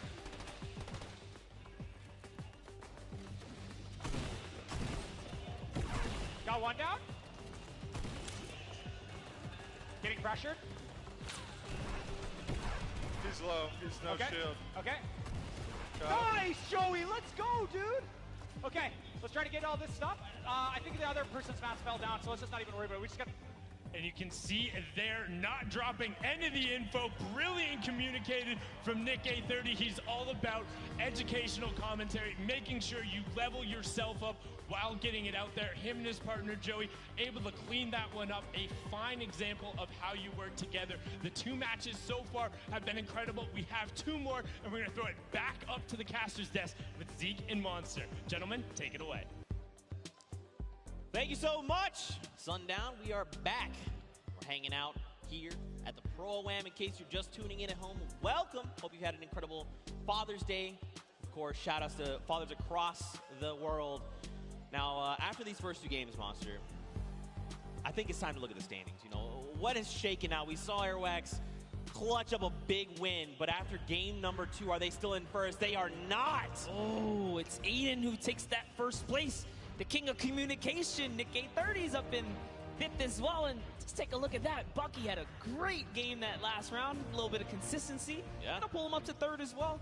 And Airwalks just kind of bumped down. They could not earn any points that round right there. And that shows you consistency is going to be everything. Not just one big kind of game is going to hold you up here. Right. You got to play all four relatively good or you're going to fall behind. That's right. A lot more consistency has to come out of Airwax. But again, more players here. Your top 20 currently. Now, Fortnite fam, I got a question for you. You guys know Peely, right? It's the banana guy? You guys know Peely, right? Have you ever wondered how Peely came to be? I can show you how Peely came to be, all right? We've been debuting these across all weekend. You saw the one of Jonesy on the island.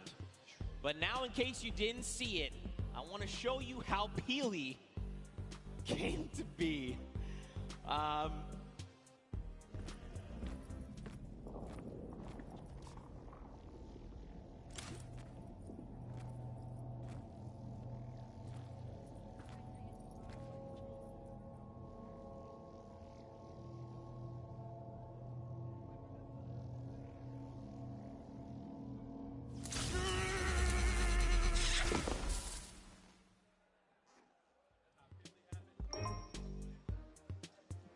Those are cute. I love it. I like it. I like it. We'll be debuting more of those over the weekend. Maybe you were here yesterday. You got to see some, but we're going to have more to show. But of course, Fortnite fam, after those two games, they were pretty heated games. I think we need to go to a break, all right, a little short break. But stick around because our house DJ, Mike Realm, is going to be spinning. So Mike Realm, take us out.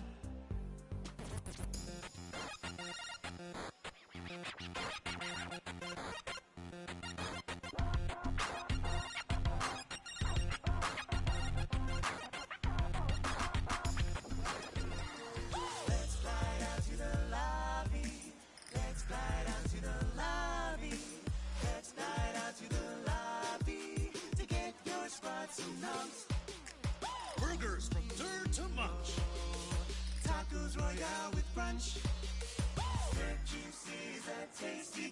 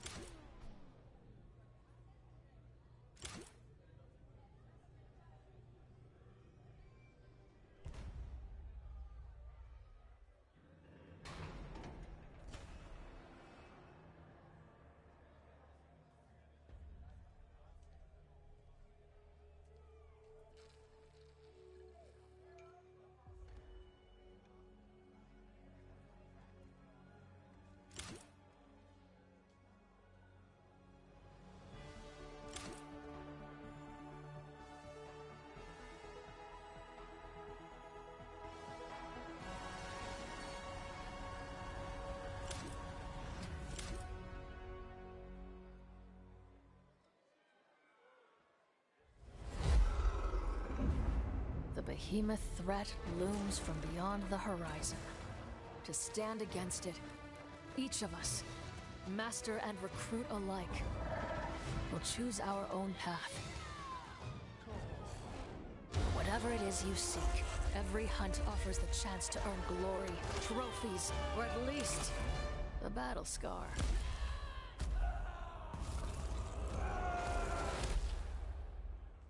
Ramsgate, an outpost at the edge of the world, has become our home. And as long as we draw breath, it will not fall.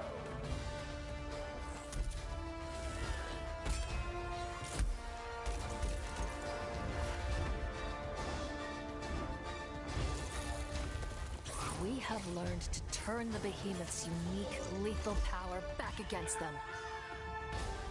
And we do it in style. The behemoths are changing, evolving.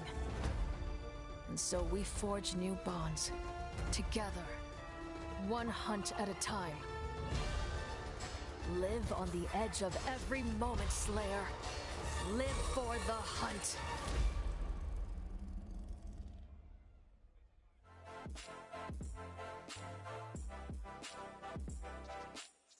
Hey guys, Monster D-Face here, down to the player lounge, and I'm joined with Pokimane. All right, what's up, Fortnite fam? We're hanging out with Wildcat. How you feeling, W? Are you excited? Still got some butterflies in my feet, but I'm feeling good. I'm feeling good. What do you think about the format? Honestly, I'm really excited for this format because I know no one has really played it yet. Don't you think Courage has a little bit of an advantage there? He's kind of cheating. He's on the casting team, so like... I think Jordan Fisher's on his team too, and they already have pre-built synergy. They've played together a ton, but you know what? That doesn't mean they're going to win. Any strategies going into this? Take first place. Run it home. Yeah, creative mode is like right up my alley. I've been doing stuff like that in different games for the past few years, so I'm looking forward to it. I think I'm going to do really well. What's your favorite emote? Gotta be Billy Bounce. That or Knee Slapper. Both are really good. I cannot do either, though. Yeah, can you like that one? Boom, there it is. Now, last year at the Pro-Am, you got to hang out with Logic on stage. We need to talk about that. The Logic thing was just a monumental moment. I still can't believe it. I show it to everybody. My parents show it to everybody. I'm forever grateful for that moment. Really being able to just show them how it's done. You know what I'm saying? I know your teammate is sick, so do you know who's going to be replacing him? Yeah, actually, it's going to be Maddie. She's a pro player for Gen G, so I know she's good. At the end of the day, it's still a really good player for another good player. So, yeah. Any fighting words for the enemy teams? They ain't ready for it. They ain't ready for the shine and this flash. And they flash lights. They ain't ready for it. They ain't ready. Guys, I'm blind. I'm going to send it back your way. Thank you so much, Javier. Oh, God.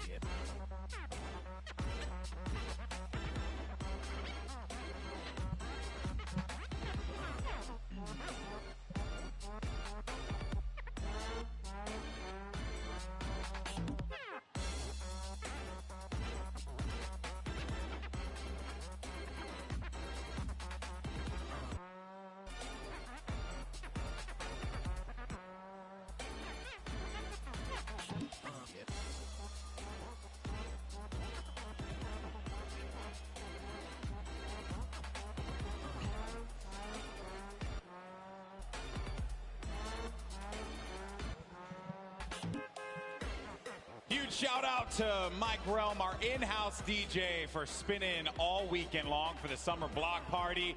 And for all these people in the venue who just got themselves a nice boogie down supply drop. You gotta love it. Welcome back, everybody, to the Fortnite Pro-Am. I'm Golden Boy alongside Monster D-Face, Boricua boys, back at it once again. And we're looking forward to calling games 3 and 4, the conclusion of our second Fortnite Pro-Am. And we have had some great games today, man. Like, I'm been watching in the back, blown away, talking to a lot of our players, and everyone's feeling the pressure. And that is exactly what I wanted out of this one. I wanted people to get sweaty on that stage. Sweaty like me, because this is my first crowd I'm, casting for. But let's jump into the standings, guys, and take a look at, where our competitors are standing here, Golden. Aiden is going to be sitting at the top with one of the members of Lost Kings. They'll have 1 victory royale, 16 eliminations, and 31 points total. Airwalks and RL Grime, off of that stunning Game 1, will sit at 2nd place. Perhaps they can climb and take the top spot yet again. You also see likes of Tfue and Josh Hart, Symphony, as well as Jordan Lachlan with Cody Walker. Then as we go further down low, you start to see some players not out of it quite yet. We still have 2 games remaining, and I'm looking forward to seeing some of our top players, I should say, are going to be cooking up for us here. A lot of strategy talk, a lot of discussion regarding what they're going to do going into Game 3. But ladies and gentlemen, the forum, are you ready for Game 3? Oh, no, we got to do that again. Ladies and gentlemen, are you ready? Yeah, that's what I like to hear. Everyone's geared up. They're loading into the island. The countdown is going to begin. And Monster, I have to say, there are some threats out there on the island. Who are some of the players that you want to see dominate in Game 3? Yeah, I've already talked up Ewok at the start, so I'm going to let her kind of chill for a second. But let's start to talk about Bucky FPS and Kenneth Fareed, who are standing in 3rd place right now. But Golden Boy, we're loading into the game right now. Here we go. That's right, folks. Game 3 underway. Let's see who's going to come out on top with that coveted victory royale. And there you see all of our players starting to populate on screen. And, you know, this has been such a fun event. Been talking to a lot of people here, asking them who they want to win. And, you know, a lot of people have told me they want Ninja, Marshawn Lynch to win. And I get it. I totally get it. But there are some quality players also that are out there that a lot of folks may not know about, just like, you know, mentioned Airwalks from Europe. This guy is so good, so talented. And a huge shout out to RL Grime, his teammate, because he knows how to throw down in some Fortnite, Monster. Yeah, you'd be surprised. And like I said, I was talking to him in the player lounge. RL Grime was so shy. He was like, nah, dude, I don't want to do this interview. But, you know, Airwalk stepped up to the plate. To see them come out here and start slinging down, that is actually one of the best things. You know, you least expect it. But had a conversation actually with Vic Star and Martin Star earlier about some of their more creative strategies, if you will. Fortunately for them, they got caught by a boombo that hit both of them. And when I say boombo, I mean literally one shot on a boombo actually took both of them out in, I believe it was Game 2. They're trying to get a little crafty with it, play the outside game, and I say that literally because their strategy, from what they told me, has been to build up as much materials as they possibly can and then build around the edge of the island to wherever the circle is going to be. It's not the, you know, it's not the best strategy. Definitely not there, Golden. You know, so, at least they have a plan. At least they have a plan. Put this into context.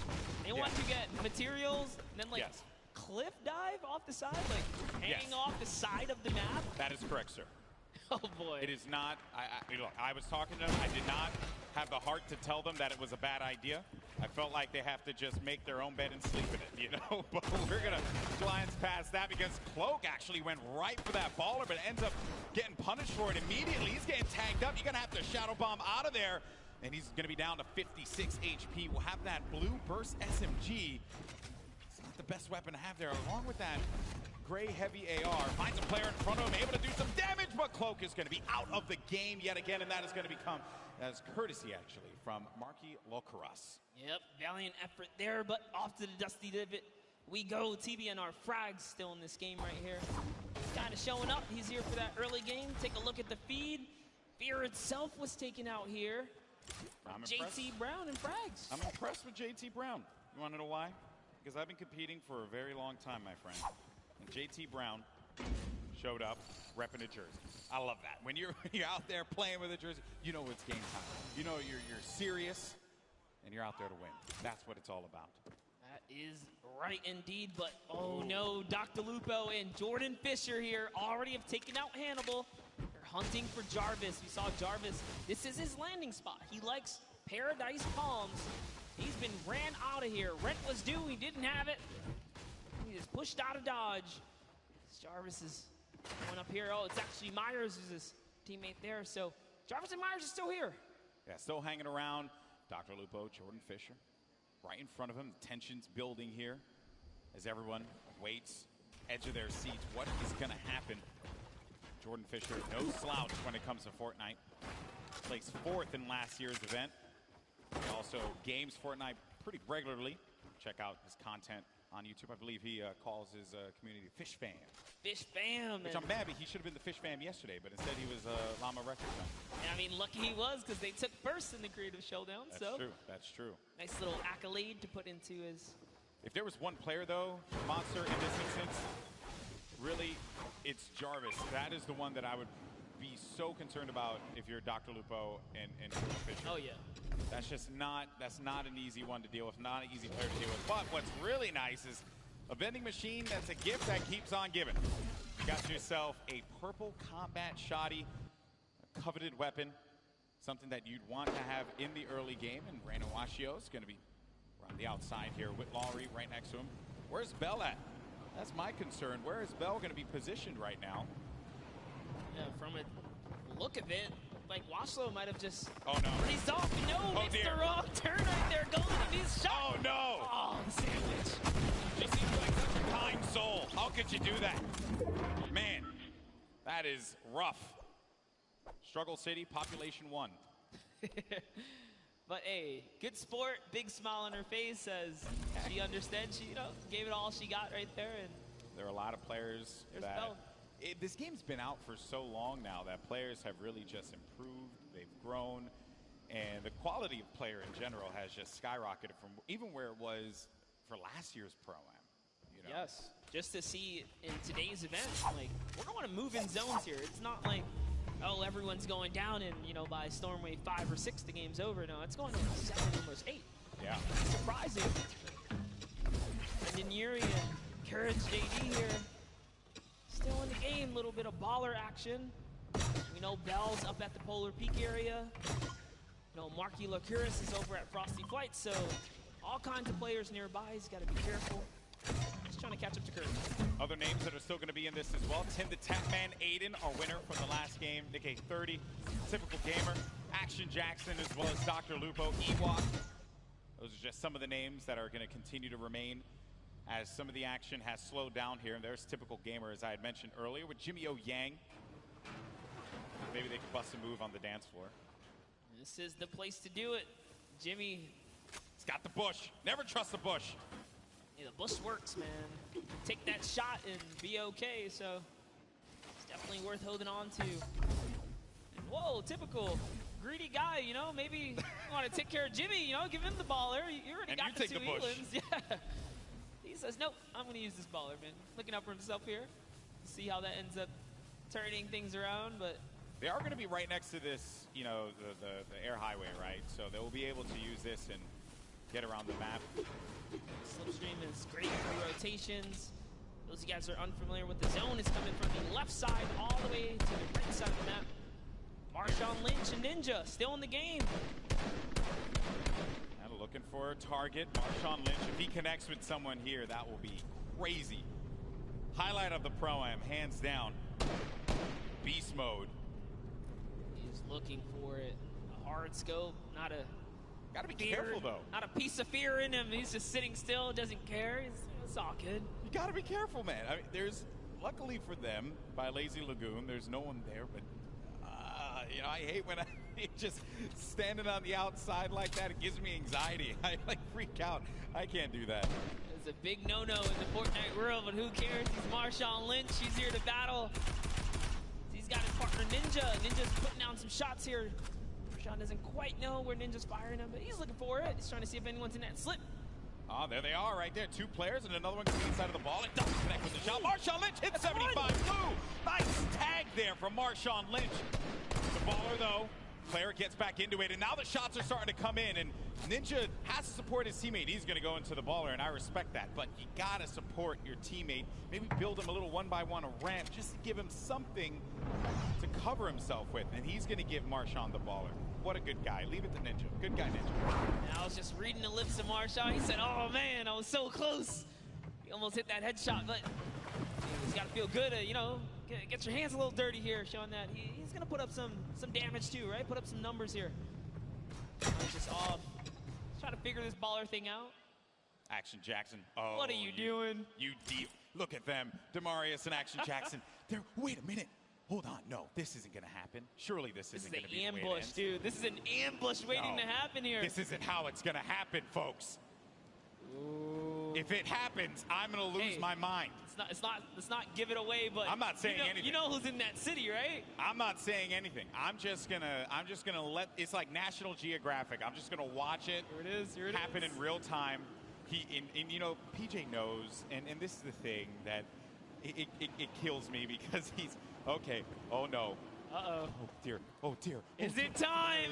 Marius. Is He has it no time? idea. He has no idea. Oh, he's gonna pop up behind Dr. Lupo. They have no idea. You never trust the push, but Demarius is gonna get chucked down. Oh, the humanity. Demarius is gonna be out of it. And now Action Jackson's gotta look to fight this one in a 1v2. But Dr. Lupo and Jordan Fisher, they read that like an open book. Chapters 1, 2, and 3 were very clear. They did not need the cliff notes. And now Action Jackson's going to be in a really tough spot as some players are going to look to come right on over the mountain yonder. And he needs to defend himself, losing out on his teammate Monster. This is not looking good for Action Jackson. No, it is not. The shots are still coming in here, and the plan was just all foiled in those moments right there when he couldn't get the exchange. Action Jackson's trying his best, but shots are coming from left and right. He's getting a little taste of his own medicine here as the ambush did not pay off, guys. Lucky for him, Dr. Lupo is slowing down the fire. They're just chilling right now. They do also have to kind of bounce back, right? They were shot up. Devastating series of events there for Action Jackson. Dr. Lupo caught completely off guard, as well as Jordan Fisher. You can never trust a bush, man. I'm telling you. That's like some Season 2 stuff. Yep. You would never thought you'd see someone use a bush like that. That was like Flossin level plays there. I would love to see that pay off, though, Golden. It's so close. That would have been the best payoff clip of the day, for sure. But Dr. Lupo, oh no. He's going to be in a lot of pain, and Dr. Lupo goes down. And that is going to come from Kurt Benkert, as well as Ewok. Ewok gets the elimination. Dr. Lupo, one of her favorite content creators, but Ewok's here to win. That's right, and that's one great shot. Connects up, comes up over top.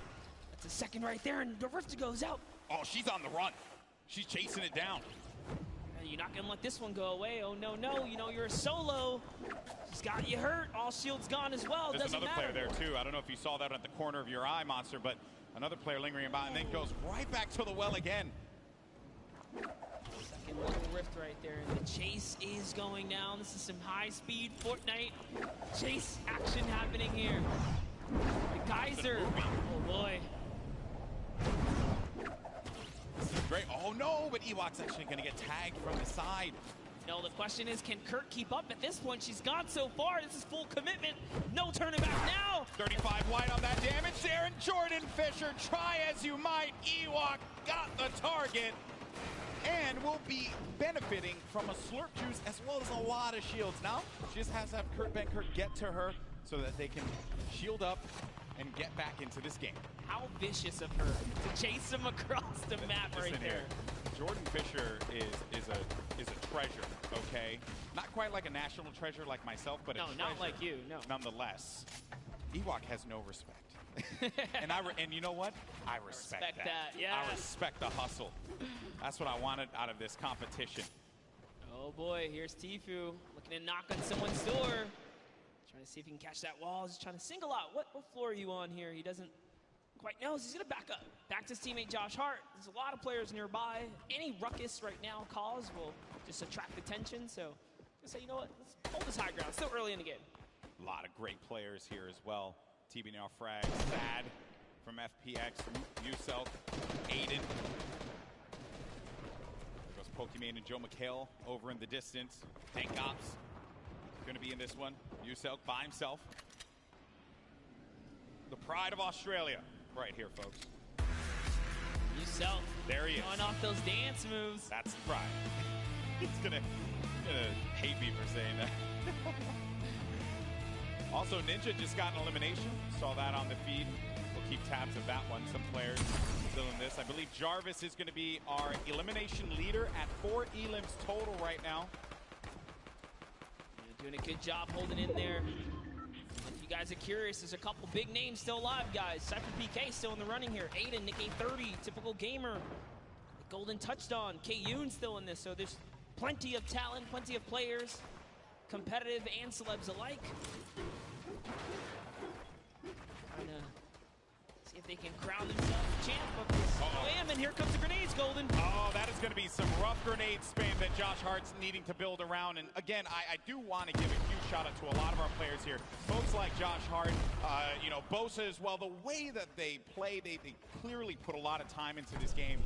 And it's been really fun to watch them. A difference from last year's Pro-Am, where everyone was still finding their feet when it came to playing competitive Fortnite.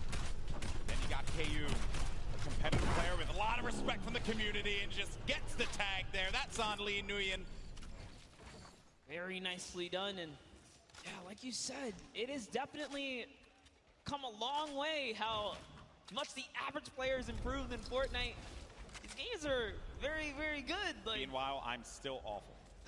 Just the saddest thing. You gotta get off the controller, brother. I know, I'm trying to wean off of it, buddy.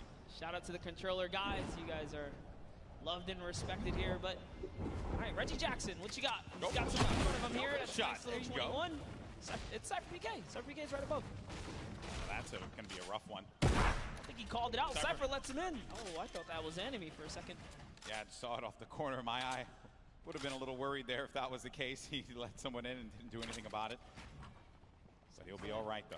Might have been a little communication hiccup there because Cypher didn't realize there was someone below him until Reggie got right in the box. His South was really low right here. Is he going to be able to sniff him out? Reggie's still looking. He knows. Yuselk, an incredibly scrappy player, and you hear him playing the guitar. That's happening down low. He's baiting him. I love that, though. Let him know you're there, right? Do it again, Muselk. Play the guitar, Muselk. What's the worst that can happen? On laser beams, cartwheeling again. I think his keyboard might be broken. Maybe. Seems like his character is definitely having some malfunctions over here, getting a little cardio on the side of the desert. One could definitely say he's spinning. Spinning out of control. No? No, it didn't hit with anyone? All right, well. Missed. You know what? It's the swing and a miss. Effort that matters, bro. Thank you for always having my back, buddy. I gotcha. But here's Tfue and Josh Hart. Dude, we've seen them make end games consistently. They're not hunting for elims. They're letting them land in their laps as someone with the ballers right underneath. Oh, right below them is Ninja. You got Tim the Tapman in a box of his own over there. Cypher PK still lingering about with Yuselk. Ninja waiting for that prime opportunity to push up. And Ninja by himself at this point of the game, Monster. You're a competitive player. You've been, I know you do a lot of duos in the K30 and stuff. Question for you, how difficult is it to be in a single man situation going up against a lobby that's as stacked as this? Yeah, man, it's definitely a scary situation. You got to pick and choose your fights. So much more, thought goes into it. Even aggravating a team like Ninja's doing right there, you got to be careful. Like airwalks, especially, right? You don't know who's in that box. It could be an okay duo, but it could be like a scary duo. Like you saw what airwalks did in game one. So Ninja's still aggravating them, though. He stepped closer. He put a trap over there trying to bait that player out. Maybe he's recognizing whoever's closest right here doesn't quite have a grip on what's going on. But now taking a look at Valkyrie. Also lost her teammate. You'll see she's trying to make this decision right now. Is it time to go? Is it time to hang out? The storm reveals itself. She's got a long way here, but using a great usage of the tunnel, just harping forwards. There's the player underneath. And we're going to get to that first half-in, half-out circle. If you're just joining us for the first time, welcome. This is the Fortnite Pro-Am, our second time that we're going to be doing this live from LA. And you're looking at Valkyrie, one of the best content creators out right now. It's going to tag for 103. Oh, no! And sad. Oh, feels sad, man. Gets the elim, but Valkyrie has to be pleased with herself picking up one. That's 2 points against TBNR-Frags. And there you can see how it all breaks down. A victory royale will get you 10 points total. Everything else adds from there, right? So if you're in 15th place, everyone gets 3 points in the lobby. Then if you happen to make it to 10th place and beyond, everyone then gets an additional 2 points, making it 5. And then at 5th place, everyone will be able to take 7 from there. But only one duo will walk away with 10 points on that victory royale. And remember that each elimination is going to give you 1 point.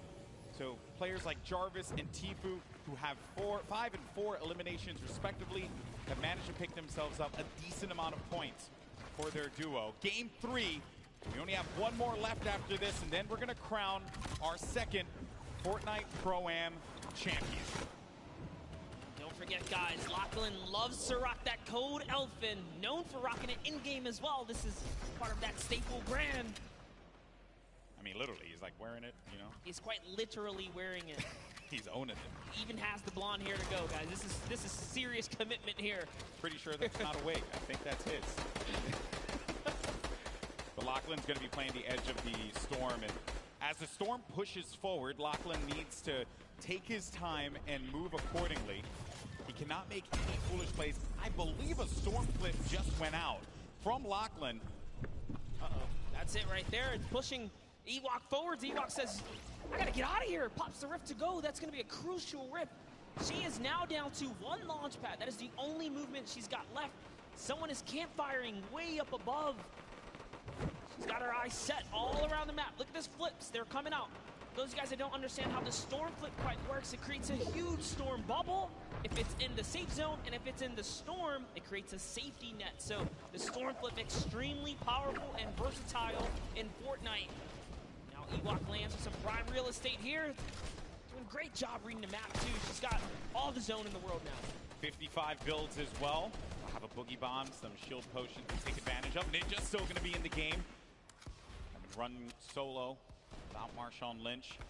Rough spot to be in, but there goes the Shadow Bomb. Another phenomenal rotational tool, the Shadow Bomb. It's actually great. Top 15 just broke through. Remember, if they can crack top 10, they get another set of placement points. So all of these elims matter now. If players go down, they're just scratching away at new points threshold. There's so many ballers in play here, Golden. Yeah, a lot of ballers left. Airwalks, Jarvis, Kayun still going to be in this one, but a gift in the form of some mats and some ammo and Courage. Courage ended up getting pinned by Bucky FPS, who got the better of him there. Ewok still hanging out in the box that she built earlier on. Bucky down low with Kenneth. Got Patriota as well. Airwalks and Grime, a great duo, still very much in this game, but the young man Jarvis with 7 eliminations, but he's going to get knocked down to 54 true HP, but total of 104 HP with his shields. Yes, Jarvis, dude, we saw him. He's on the boards right now. He's in top 10. And this is why he's got so many eliminations. He's got placement. He's in the knife duo up right now. He jumps all the way across, gets a nice little connection here, and it's his high ground. Phenomenal movement from Jarvis. He also has that purple combat shot. He might damage. That player should be going down any second. That's Kyla Drew. That combat shotty from up above is going to punish you. Ninja just got himself 2 eliminations on the side as well. Just got wiped out, though, by Bucky. And our final few players are going to remain. We're now sitting with 7 players left in the lobby. Actually, scratch that, 6 players left, all solos. And this right here, folks, some of the best in the world of competitive Fortnite. Jarvis up above in the high ground. Bucky right below him. Kayun in that mid area. Typical gamer looking to shake things up with Airwalks and Patriota down low. This is intense, Monster. Yes, and Airwalks actually picked up minis, so he's going to be able to just bounce back a little bit here. Down comes the double campfire. It's not over yet. Jarvis has got the high ground. He's got Bucky up against the wall, too. But Jarvis only has 10 builds left. That is my concern. That is the pain point there for him, and he needs to get to an area where the builds are going to exist. Airwalks is out of it, and Jarvis manages to get the better of Airwalks. Oh, Airwalks still at 1 HP. I stand corrected. Isn't enough, though. He does get out of it. And Jarvis is looking for him. He knows that he's going to be super weak. There has to be just, you can sneeze on him and he's going to be out of this. But the shields come into play for Airwalks. It's now going to come down to 4 players remaining. Jarvis scoping it out. Does he find it? Airwalks.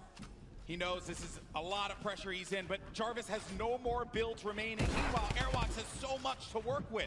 Everyone is so weak here, Golden. Jarvis falls all the way down to Patriota, who's going to win the exchange. Typical takes the high ground. In comes Airwalks as well. Oh, he actually catches Patriota. This is insane. Typical gamer has the high ground. Jarvis is going to be down to 31 HP, and as you like to say, Monster, playing that low ground warrior role. It's a 1v1v1. Jarvis tags Airwalks. That's going to eliminate him. One more remaining, and it's Typical Gamer in the high ground. Jarvis needs to hold this one up, but can Typical Gamer get that final connection, the victory royale in game number 3, and jettison them up in the leaderboards? Typical Gamer scouting around, and he playing great defense there, just holding him off, not allowing him to get any kind of vision. But when is this going to run out? When is he not going to have any builds anymore to work with? Typical Gamer, on the other hand, doesn't have anything. One build remaining, and that's it. He's going to land in front of him, and Typical Gamer! What a win! Victory Royale, 7 eliminations, 17 points total. GG! What an endgame, Airwalks, Typical Gamer, Jarvis. All of them had so many eliminations in the final moments. That was extremely intense, but Typical runs out of materials, almost gives it up. Here's the final moments. Just take a look at how Jarvis took the high ground. It was almost all over. Beautiful side jump. He put it all on the table right here. There you have it. You cannot miss, Golden. You can't miss. Jarvis, though, gets a lot of love from me because he had no HP remaining, nothing, and still managed to get to the safe zone. Had he had a little bit more HP, he might have been able to get the better of Typical Gamer. But man, I know that a lot of people from Typical Gamer's community they have to be losing their collective minds, and I don't blame them. What a conclusion to that game. That was just game 3, but we have one more coming up in a little bit, and I know that this is it. It all boils down to the final game. That was intense. I'm getting a little sweaty up here. Every single game has really brought the energy, the crowd, the environment. It's all coming down here. That was another beautiful endgame. But, dude, Airwalks and Jarvis have been making it all the way through. So has Bucky. Ninja showing up in these final moments. Every game matters, right? Yeah. These points add up. They add up, and surely they're going to be looking great in the leaderboard, but we'll check that in a little bit. For now, we're going to send it over to Pookie, who has our winner, Kitty, who has our winner, Typical Gamer, standing by. Yes, we've got our winners, our duo winners. Even though it might end up in the solos and those end games, it still is a group effort. Now, I want to know, how have you been supporting your teammate today so far? I'm trying to not die, but it's not really working for me. So he's just amazing by himself, man. My heart was pounding watching him. He's great. It's all for charity, too, so that's so great. After that game, how are you feeling going into the next few? How are you going to continue the momentum? You've got one more game to clutch it out and win all the money for charity. I mean, I feel like the first 2 games were used to kind of develop the strategy. Once we got that unlocked, I told them we're winning game 3. That's it. So we're going to go into game 4 with the same energy. I'm here to win some money for the Sick Kids Hospital BC, so I'm doing the best I can. Yes, as a fellow Canadian and someone that grew up in British Columbia, I thank you. That's incredible, guys. I'm looking forward to see how well you do in the next game, hopefully closing it all out and winning. But in order to do that, we've got to take it back to our casters, who are going to take us into the next few games. You guys do so good. I didn't do anything. Yeah. I know that they're over the moon right now with how that game panned out. Typical Gamer, and I got to give him some love, man, because you have a lot of great YouTube content creators that crush it on a daily basis. But Typical Gamer is a name that we see in World Cup qualifiers performing so many times at a top level. And I'm glad that finally I was able to commentate one of his games, a big moment for him, and against a quality player like Jarvis, who has really begun to grow quite a bit in the Fortnite competitive community. I think that was a pretty special moment across the board, and what a game that was. I love moments like that when it comes down to who could just be the scrappiest monster. Yeah, and in those final moments, you never know, right? And this is what makes Fortnite competitive so good. It looked like, for a second, Jarvis had it all the way through to the bone, but Airwalks, launch pads to the high ground, says, you know what? I want a piece of this. I can take this too. And in those final moments, everything shifted. Jarvis lost all of his health, wasted materials, fell down, and then this is Fortnite. Scramble, right? You don't even know what's going on anymore. Everything changed. But let's talk about how the first 2 games, they just kind of had to get it together. Yes. Now, game 3, things connect. The question is, can he pull through for that game 4? He's been playing well all day long. I wouldn't be shocked to see him in that top 20. He knows how to play his game to get him up into that point. You just got to get to top 15. That's when you start to earn some points, and that's where it could push you a little further up. But I know everyone wants to see where we are in the standings right now. The good news is your boy GB's got you covered. Let's go ahead and take a look, see where we are. And at the top, it's going to be Airwalks and Grime. Wow. With that, I believe it was 3rd place or 4th place that they were able to sneak away out of that one. Typical Gamer, our winner from the last game, has, as I mentioned, jettisoned himself up to 7th place with 22 points. The Victory Royale, 12 eliminations total.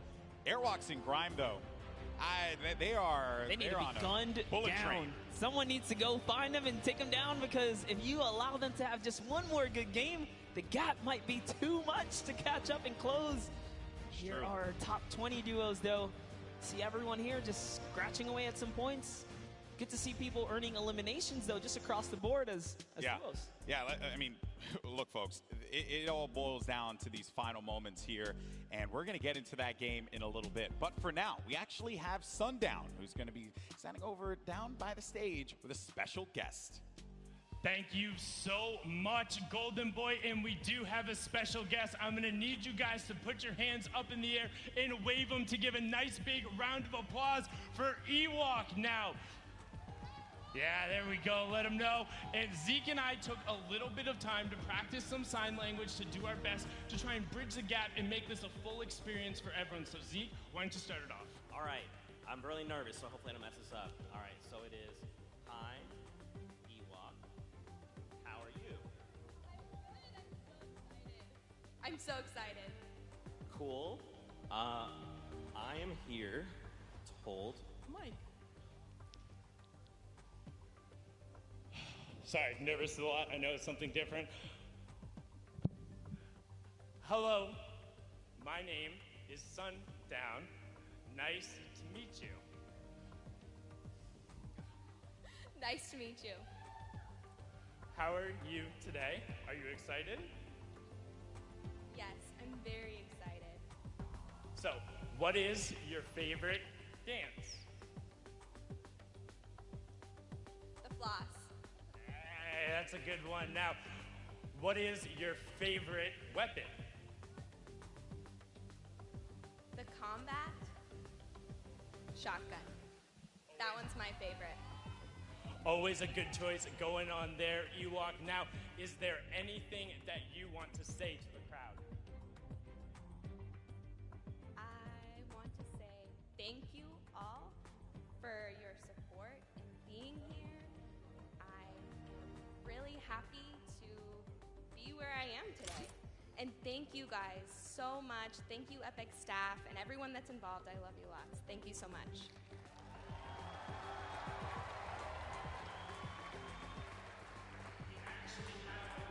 That's some of the amazing gameplay that Ewok was able to provide in the last game. So let's actually take a look at that and see what she was able to do on the main stage.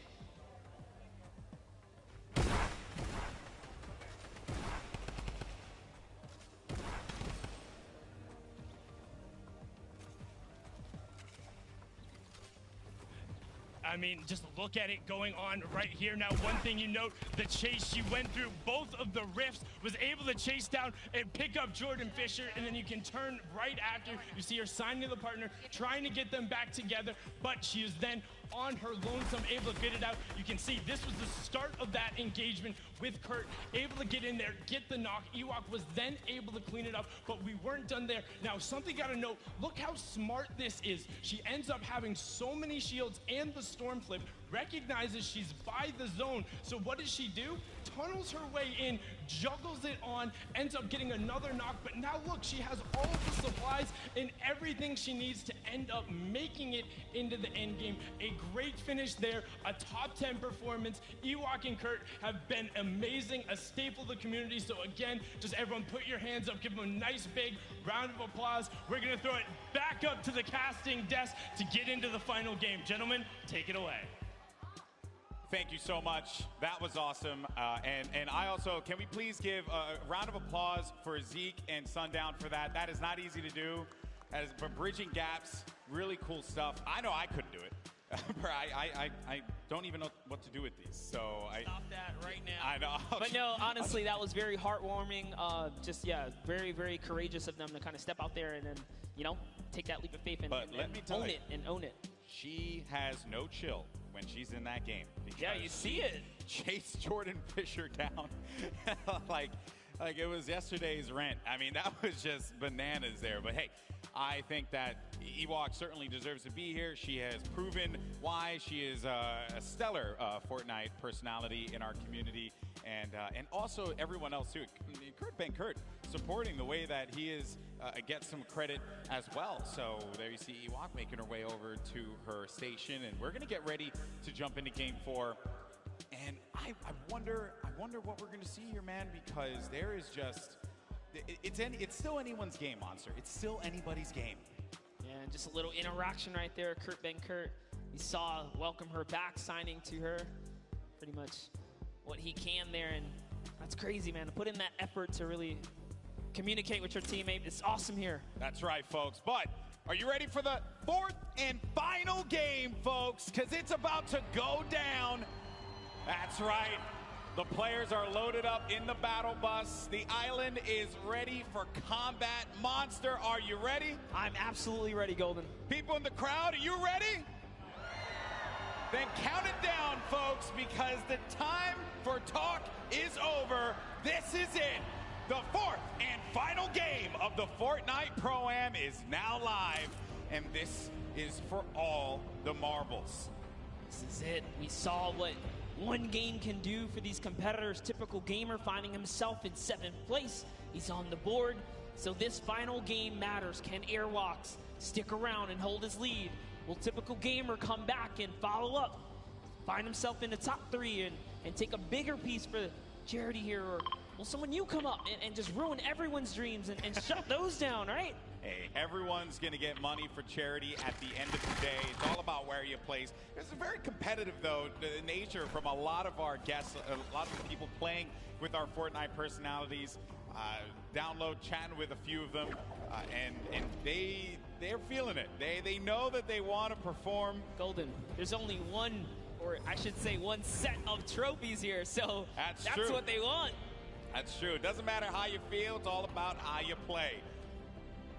There you see a few of our players. There's Wax Motif there with Pipe Punk. Janina with Wildcat. That's going to be a snow biome landing for her. And already the eliminations are starting to come through, Monster. Bucky just picked up one, and he's all the way up there in the leaderboard as well. That doesn't reflect well. Airwalks has an elimination too early on. Literally what I was just going to mention. I was like, wow, before everyone even touches down, it's already unfolding in the Fortnite world. Here's Janina. Doesn't quite know where she wants to land. Wildcat took a baller, and he's out. Brendan Urie just eliminated One Shot Girl in our final game. Typical Gamer pops up behind Janina. Oh, the rage from her. Oh, look at her face. Oh, and you do not want to get her angry. She's I'll tell you what, she is a very, very passionate gamer, as you can see right there. She takes it seriously. I respect that. Definitely saw the spice coming out there, but it is okay. It's not over. Wildcat is still in the game. Typical, man. He had a great last game. That right there is a big point. That's a shift. Yeah, all of our top 10 players, I would say, most of our top 10 players have already gotten elimination monsters. So early on. There's Jimmy O Yang there. On the Typical Gamer. And I hear someone just yelling in the distance. I don't know who that is, but I do hear it as well. Someone please check that person. Make sure that they're okay. Call their mother. Call their father. It's Father's Day. Let them know what's going on. It's the energy coming all the way across and into our headset, but it's all good here. We're over at the Lonely Lodge. It's not so lonely. He's got some company. His teammates here. Yeah, you know, you never want to go on a nice camping trip by yourself. That's not fun. Bring a friend or two as we hop over to Bruce Brown, and no, Folagore gets taken out with the big shot. It's Loser Fruit. This is a rough kit for Bruce Brown to have. Can Joel get an elimination? Joel's like, look at me, I will shoot. He's hitting those angles hard. Oh. He's looking for it. And he's out of bullets here, Golden. He's just got to push with this pistol. He's got 16 shots in it. 16, no, that's your teammate. Don't want to do that one. Shoot them all, shoot them all. That's your target. Joe McHale, I believe in you. I want community to come back too. Pull out the axe. He doesn't know he doesn't have bullets. He has no more ammo, no ammo remaining. Oh, but it's okay, because his teammate Loserfruit connects with the flint knock and takes down that player right there. Bruce Brown sent back to lobby, and it's all good, because you know what? Joe has Loserfruit to Joe McHale was carry. there. He was providing emotional support. Loserfruit, obviously, great player. Won yesterday in our creative showdown. So Joe McHale just being the cheerleader that we all want to have in game with us. Joe's like, Loserfruit, you're doing too good at this. I'm going to shoot your ramps out, give you a little more pressure, you know, even up the playing field. Shot Bell did not go for that boom bow. Yeah, I guess it's just time to get out of here, man. You got a little bit of mobility and stuff like that. He wants to take all these shields. Ooh, living life on the edge. I like it. Avoiding all the fire here. This is actually our first zone that we see covering this side of the map, so this is also really good to see. In our final game, things are going to mix up here in the land, I should say. Got Cray along with a Vive. Cray with a loadout that you want to try and keep the long range weapon there. That's right. So you got to go back to that, because you need to have that utility. You need to have something that will give you an advantage in that mid game, right? Oh yeah. But we're looking at Jacob. There's so many players here in Happy Hamlet. This is not a happy place. There's shots being traded. His teammate's in a weird spot. Is he gonna come down and back him up? Doesn't matter. Connor Ball is playing ball here. He's got no builds. The run. He's got no builds, but his teammate Jacob has his back, and that was going to be Royalistic and Xavier Woods. They're out of it. Oh, man. The power of positivity was not enough to help Xavier Woods on this day. Yeah, but you know what? They had a grand entrance, and that is all that matters. That's true. They showed up. I mean, you do, Monster, you kind of do want to win, Or Or you just have an entrance. or at least get your entrance, Make the show yours at the start. Make us all believe for a second there. Okay. So we are now with Murda Beats and Triz. Yeah, no eliminations for this team. We're going to be at Snobby Shores, and they have another duo here. And there you have it, Samara Redway and Marisha Ray. They're going to be topped up as well on health. Good shields there for Samara. This is the best part about being able to see the whole game. You get to touch base with all of your favorite players, right? Samara Redway, our soccer skin moms here. Yeah. All right, the soccer skin moms, they came out strong representing. I did tell them I love the shirts. I wanted to get one for myself. Yes. Even though I'm not a soccer skin mom, and I can never be, but still, a boy can dream. You can do whatever you put your mind to, Golden, all right? Thank you so much. And a couple dollars. I just want to get that shirt, I think it'll be hilarious. So the Storm now pushing in. We're going to be coming down to our first circle. Some action had taken place here, but we got 44 duos. 6 duos wiped out from the lobby. There's Dr. Lupo with Jordan Fisher yet again. It's already looking like a different game here. So much more players alive now. Lupo's trying to see if he can scoop up some of this loot here. He is. He's going to successfully get a ton. Jordan Fisher's off in the distance, though. Looks like they ran off some players here, so it's all theirs to kind of hold down now. Yeah, they're going to own this territory. Is there anyone above them? It doesn't seem like it. You got a lot of action happening over here. Scarlet against Cypher PK. Just was wondering where the action was taking place. Seems like it's taking place outside in the Storm. Cypher down. Not a lot of HP remaining. There's no Siphon here either, so he just has to get the elimination. 5-4. This is not the way you want it to end, but oh no! And he can't get the elim, and he's going to be out of there. Down but not out. Could Reggie Jackson help him out? He's by the high ground. Scarlet down low, and here comes Reggie Jackson.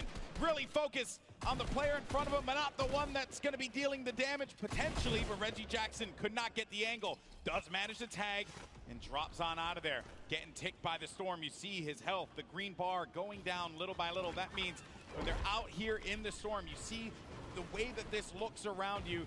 That means that they are going to be taking damage, and they're in this very dangerous spot. He actually got the elimination, though.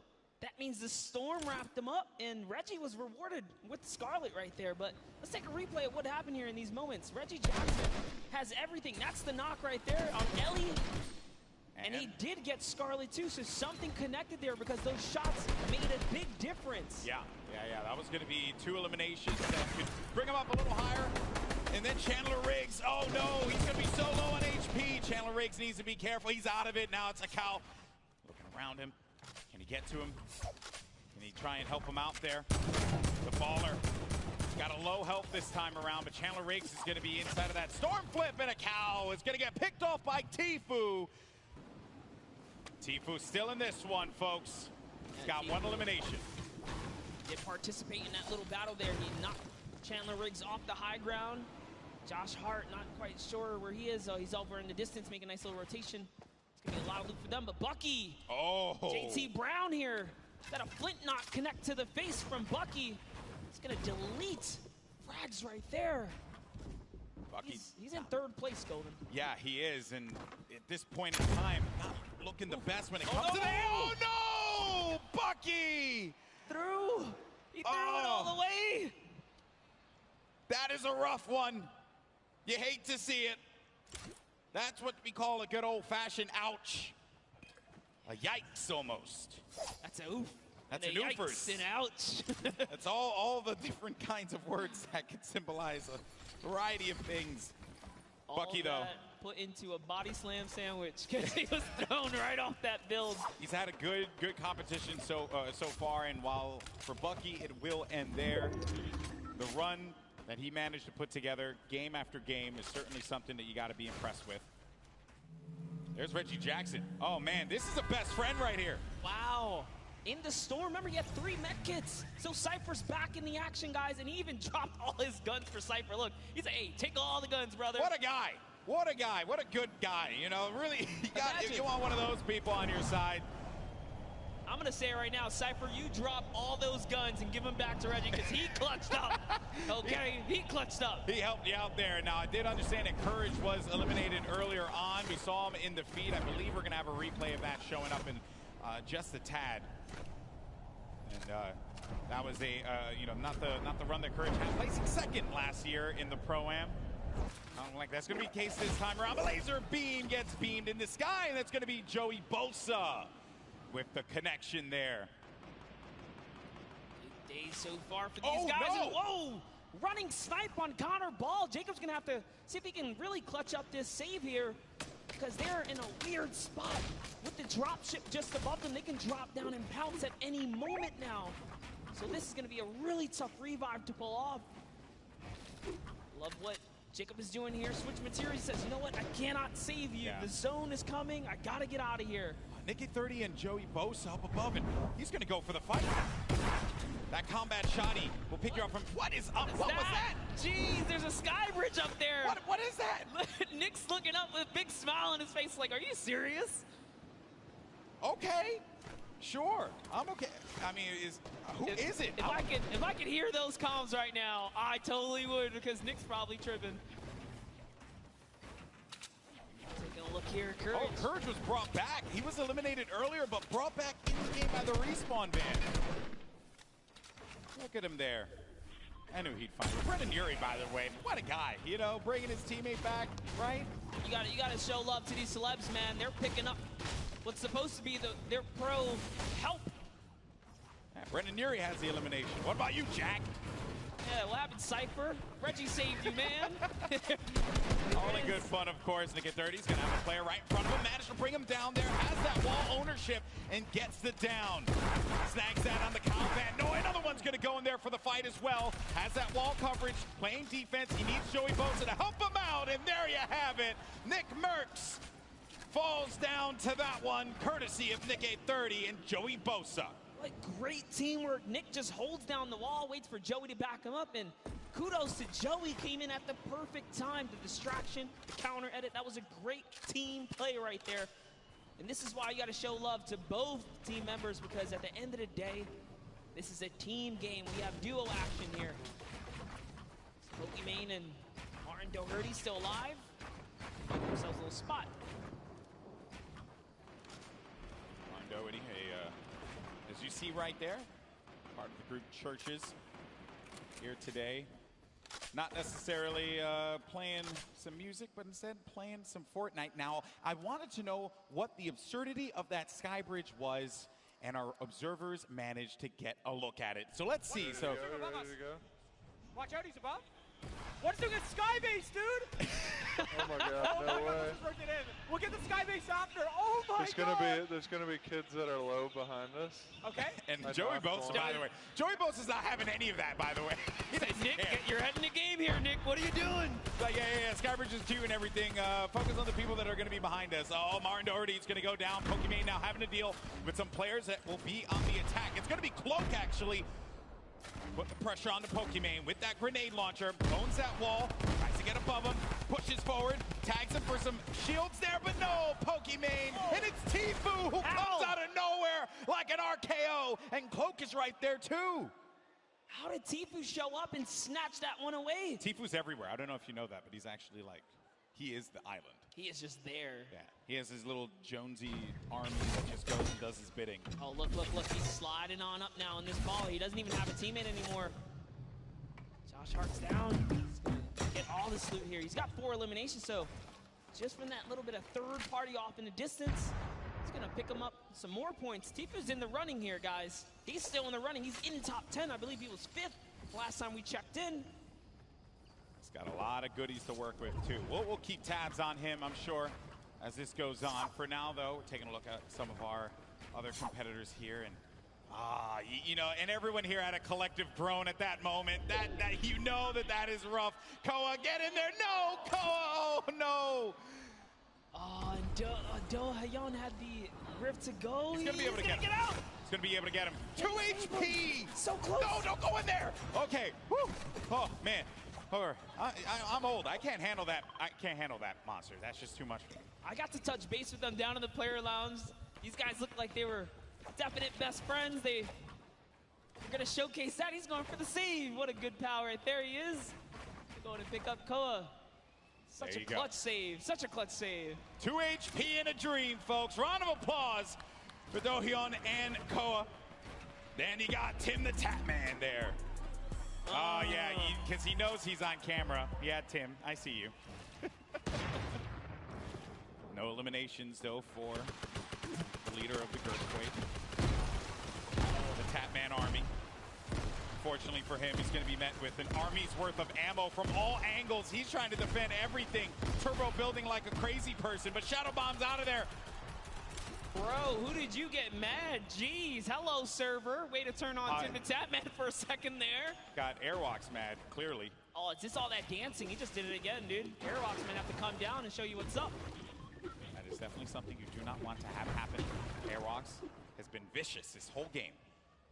Getting down now to the final few circles here. Storm phase is about to end in just a little bit, under a minute. You got 23 duos left in this game, 34 players remaining. Airwalks and Arl Grime up above. Chris Thompson gets the hands from Tfue. With 4 eliminations he has currently. I said we were going to come back and check him out. And Dank Ops. Try again next time. Tfue got the better of you. To think Tfue can take on full duo squad, like duo teams right here.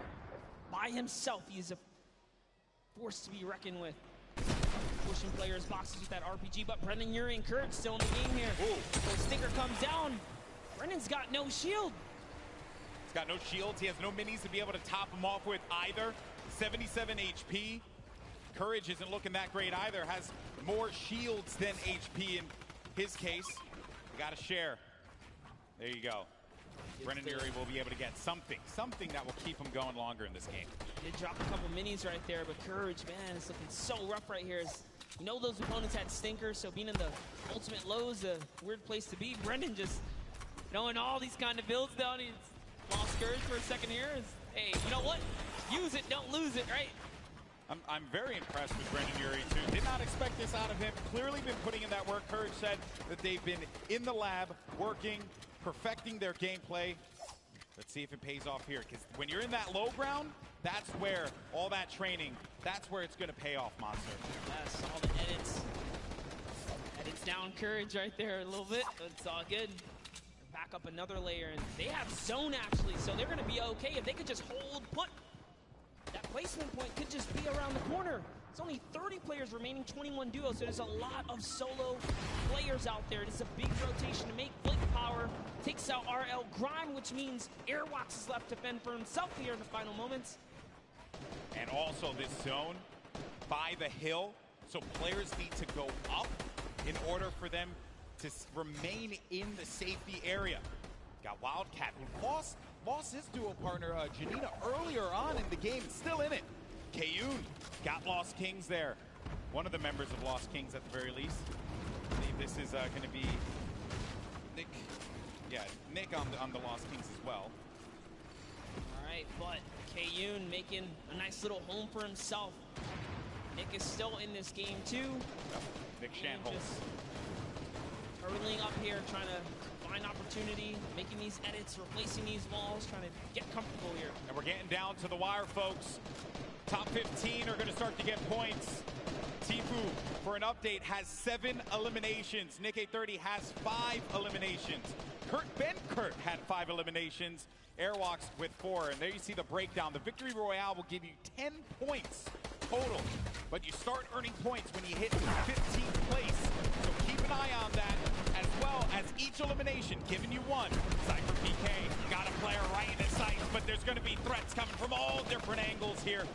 You need to just back up, disengage from the fight, and look to take down that one player that you know is going to be in a rough spot, but that circle moving for that individual's favor. Down the mountain you go.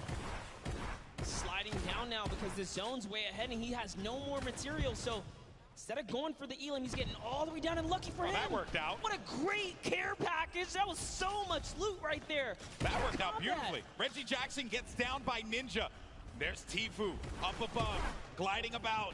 He sees a player in front of him, owns the pyramid, but the pressure from the left side now has to refocus. He has all of this. He owns all of this. Oh no, but the player's going to be right in front of him, and it's out. Had to get out of there, and Tfue couldn't end the shots in time. He couldn't connect with the shots enough to get the elimination.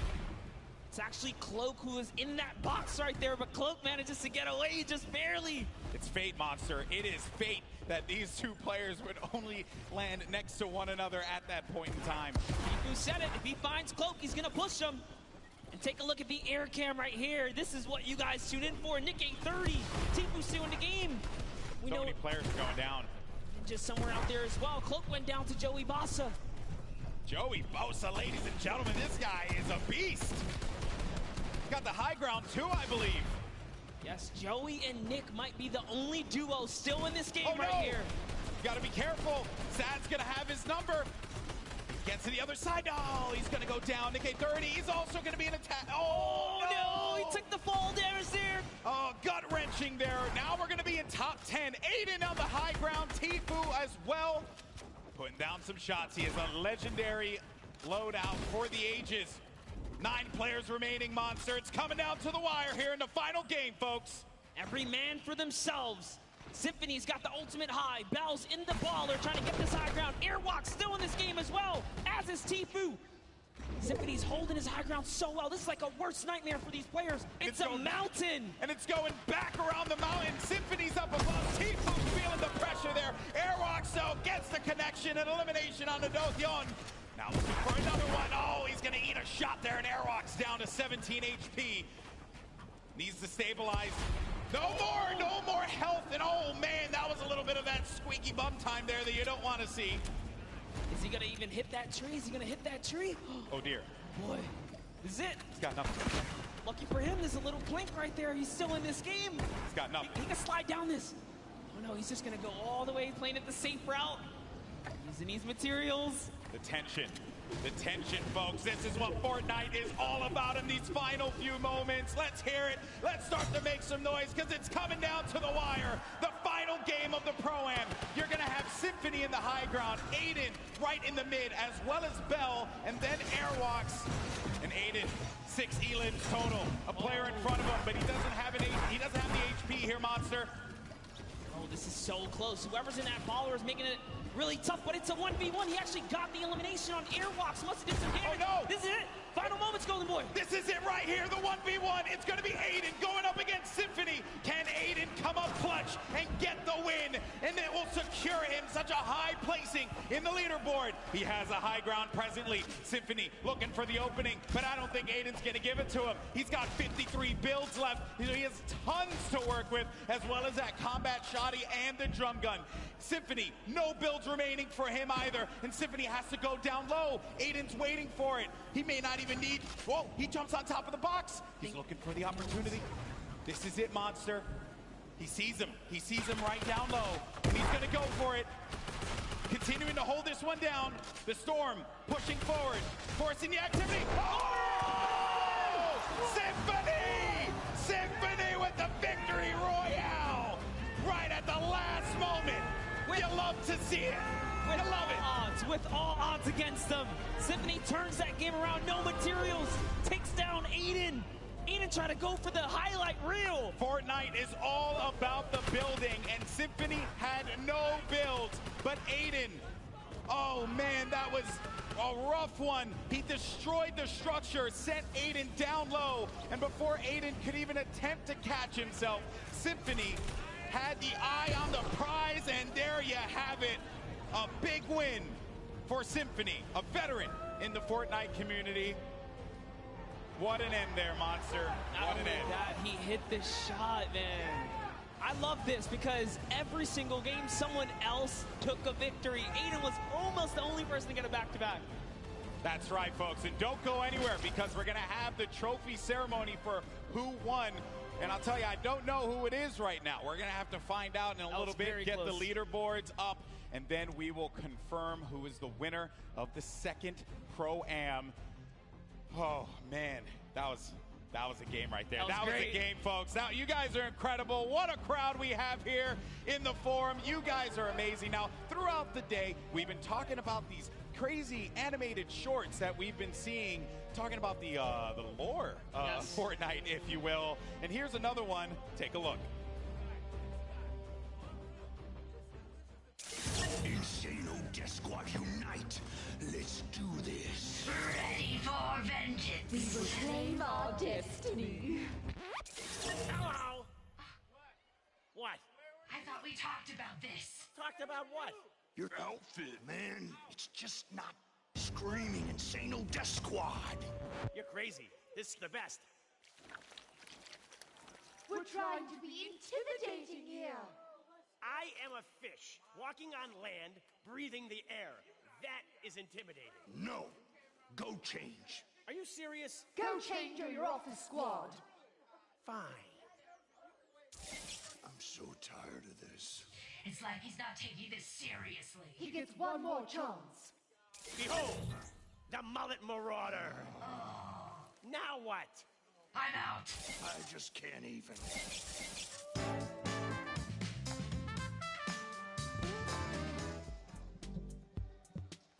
Golden, that was dope. Yeah, I mean, I'm that guy, typically, rocking whatever skin I want. My teammates like to get a little sweaty from time to time. The try-hard boys. Yeah, you know, that, and I like to keep it nice and fun. That's what it's all about. All right, folks, are you ready to find out who won the Fortnite Pro-Am? Come on, let's make some noise. Come on, keep it going, and let's go ahead and show these folks the leaderboard. Your winner of the second Fortnite Pro-Am is... Roll it. I'm nervous. I want to see the leaderboard. On the screen, and it's going to be RL Grime and Airbox. Look at how close that was. Aiden was just there. Tifu was just there. So close. Nail biting. What an ending, though. Crazy stuff. There you can see Tifu and Josh Hart taking $250,000. Aiden and Nick Shanholtz from the Lost Kings. I believe Lost Kings in general. Let's just say Lost Kings. Sir. They get $500,000. And then RL Grime and Airwalks take home $1 million for charity, Monster. Everyone in that top 10 deserves it. Nick A30 with $100,000. Bucky gets 5th place. Just great showings all around. And Symphony, pulls himself all the way up to 6th. Here's your champs, guys. Guys, give it up one more time. Airwalks and RL Grime, your winners. He started off game 1 so dominant, and I think all of us saw that first game, Monster, and we knew that he was going to be going really far in this one. And he started off with such a great lead. He fell off that second game, didn't get any points, making it that much more closer leading into game 3, but then came out game 4 swinging, always finding himself in those final games. Now we are going to get an opportunity to talk to our winners, and don't forget, the final trophy presentation will be coming up in a little bit, but I had an absolute blast doing this, man. There's some great players here as well that have been laying it all out. Also, Joey Bosun, man, that dude, what a grinder, man. Dude, he was hanging with Nick A30, making it all the way through. They got top 5. Crazy. Tifu pulls out, what was that, like 3rd right there? That was a great showing for all of them. Exactly. All Remember, Typical Gamer picking up his win earlier on, and boy, oh boy, that was just a really crazy, crazy moment. And the games in general, right? It's like in Fortnite when you're surrounded by this audience, this crowd. There you have it. It is final. Grime and Airwalks take $1 million for charity. And we discussed the teams as well in great detail, but we'll revisit a few of them that we haven't had a chance to mention. Bucky FPS, along with Kenneth. That was not the way I'm sure he would have wanted his 4th game to end, Monster. Flint knocked threw him off the build, man, but hey, he did a fantastic job. We already said Symphony did great. We saw K-Yoon playing consistency, saw Jarvis holding it down. Take a look at everyone else who's raising for charity here, guys. Ninja and Marshawn Lynch, Cypher's up there, Dylan Francis and Cloak. These guys did so good. Koa and Dohaeon, we saw them in Fatal Fields. Everyone here was doing so good today. Yeah, Dohyeon actually ended at the end of the game. He was made it, I believe, all the way to 4th, I believe. So again, what a crazy 4th game we have. But I know that you all want to hear from our winners. Let's send it down to the floor. We got Pookie standing by. Thank you so much, GB. I am here with our winners, Airwalk and RL Grime. Oh my goodness, what a tournament, you guys. What a show you've put on. Now, $1 million going to charities of your choice. Huge day for both of you. I just have to ask, I'm gonna start with you, RL. How does it feel to come in a setting playing Fortnite? You know, you're used to being in front of a crowd, you know, playing music, doing all that. Is Fortnite any different? It's obviously a little different, but I'm a big fan of competitive Fortnite and watching it, so this has been really cool to be involved with. Yeah, Fortnite's definitely a fun thing to be a part of. I can contest that as well. Now, for you, you're the pro player. What was your strategy going into today's games? Going aggro, winning, and that was easy actually.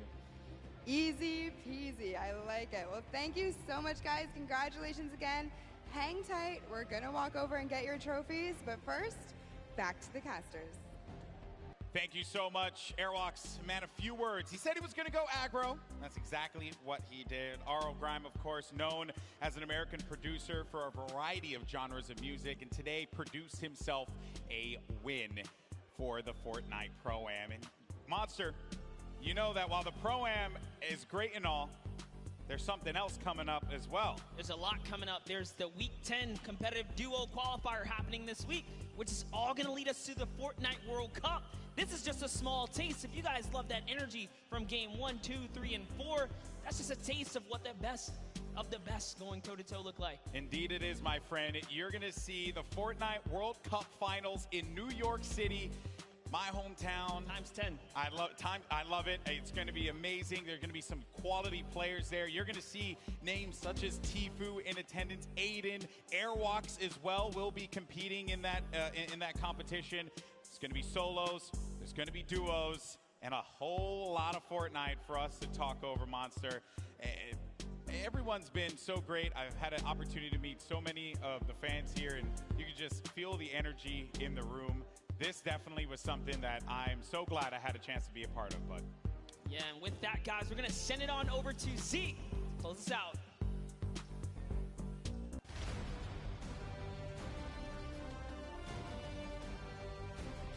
All right, Fortnite fam. We champions. What'd you think of all the action? That doesn't sound excited enough. I said, what did you think of all the action? Yes! You guys have been absolutely amazing, and now it is time to crown our Pro-Am champions. They put it all together. They've got the mats to make it over. Grime, Airwax, build your way on over, friends. Let's do this!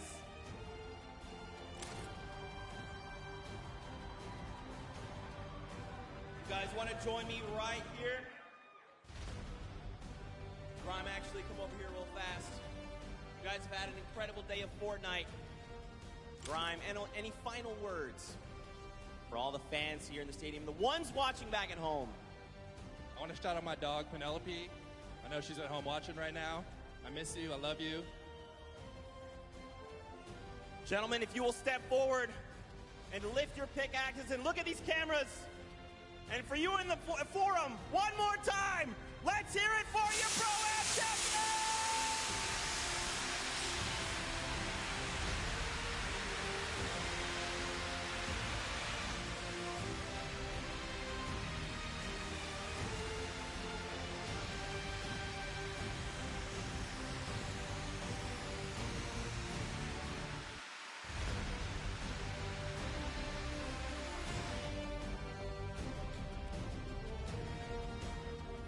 Let's get the rest of the cast and crew out here to celebrate the cosplayers as well.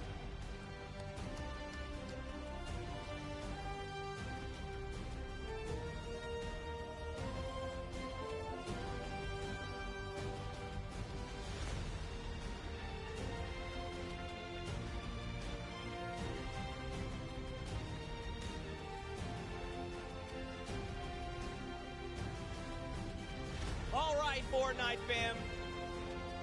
That's it for the summer block party. We want to give you all so much thanks to everyone that played today, to the squads yesterday in the Creative Showdown, Team Evolve, the Llama Record Company that won yesterday, the incredible golden ticket winners, our Pro-Am champions, and of course, everyone in the stadium. Thank you guys so much for being here. Now, don't forget, June 20th and 21st is the final duo qualifier week. One more shot at the finals in New York City, July 26th through the 28th.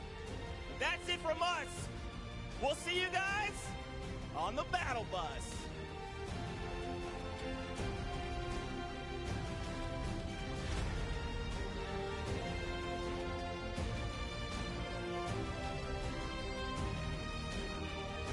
The countdown has begun.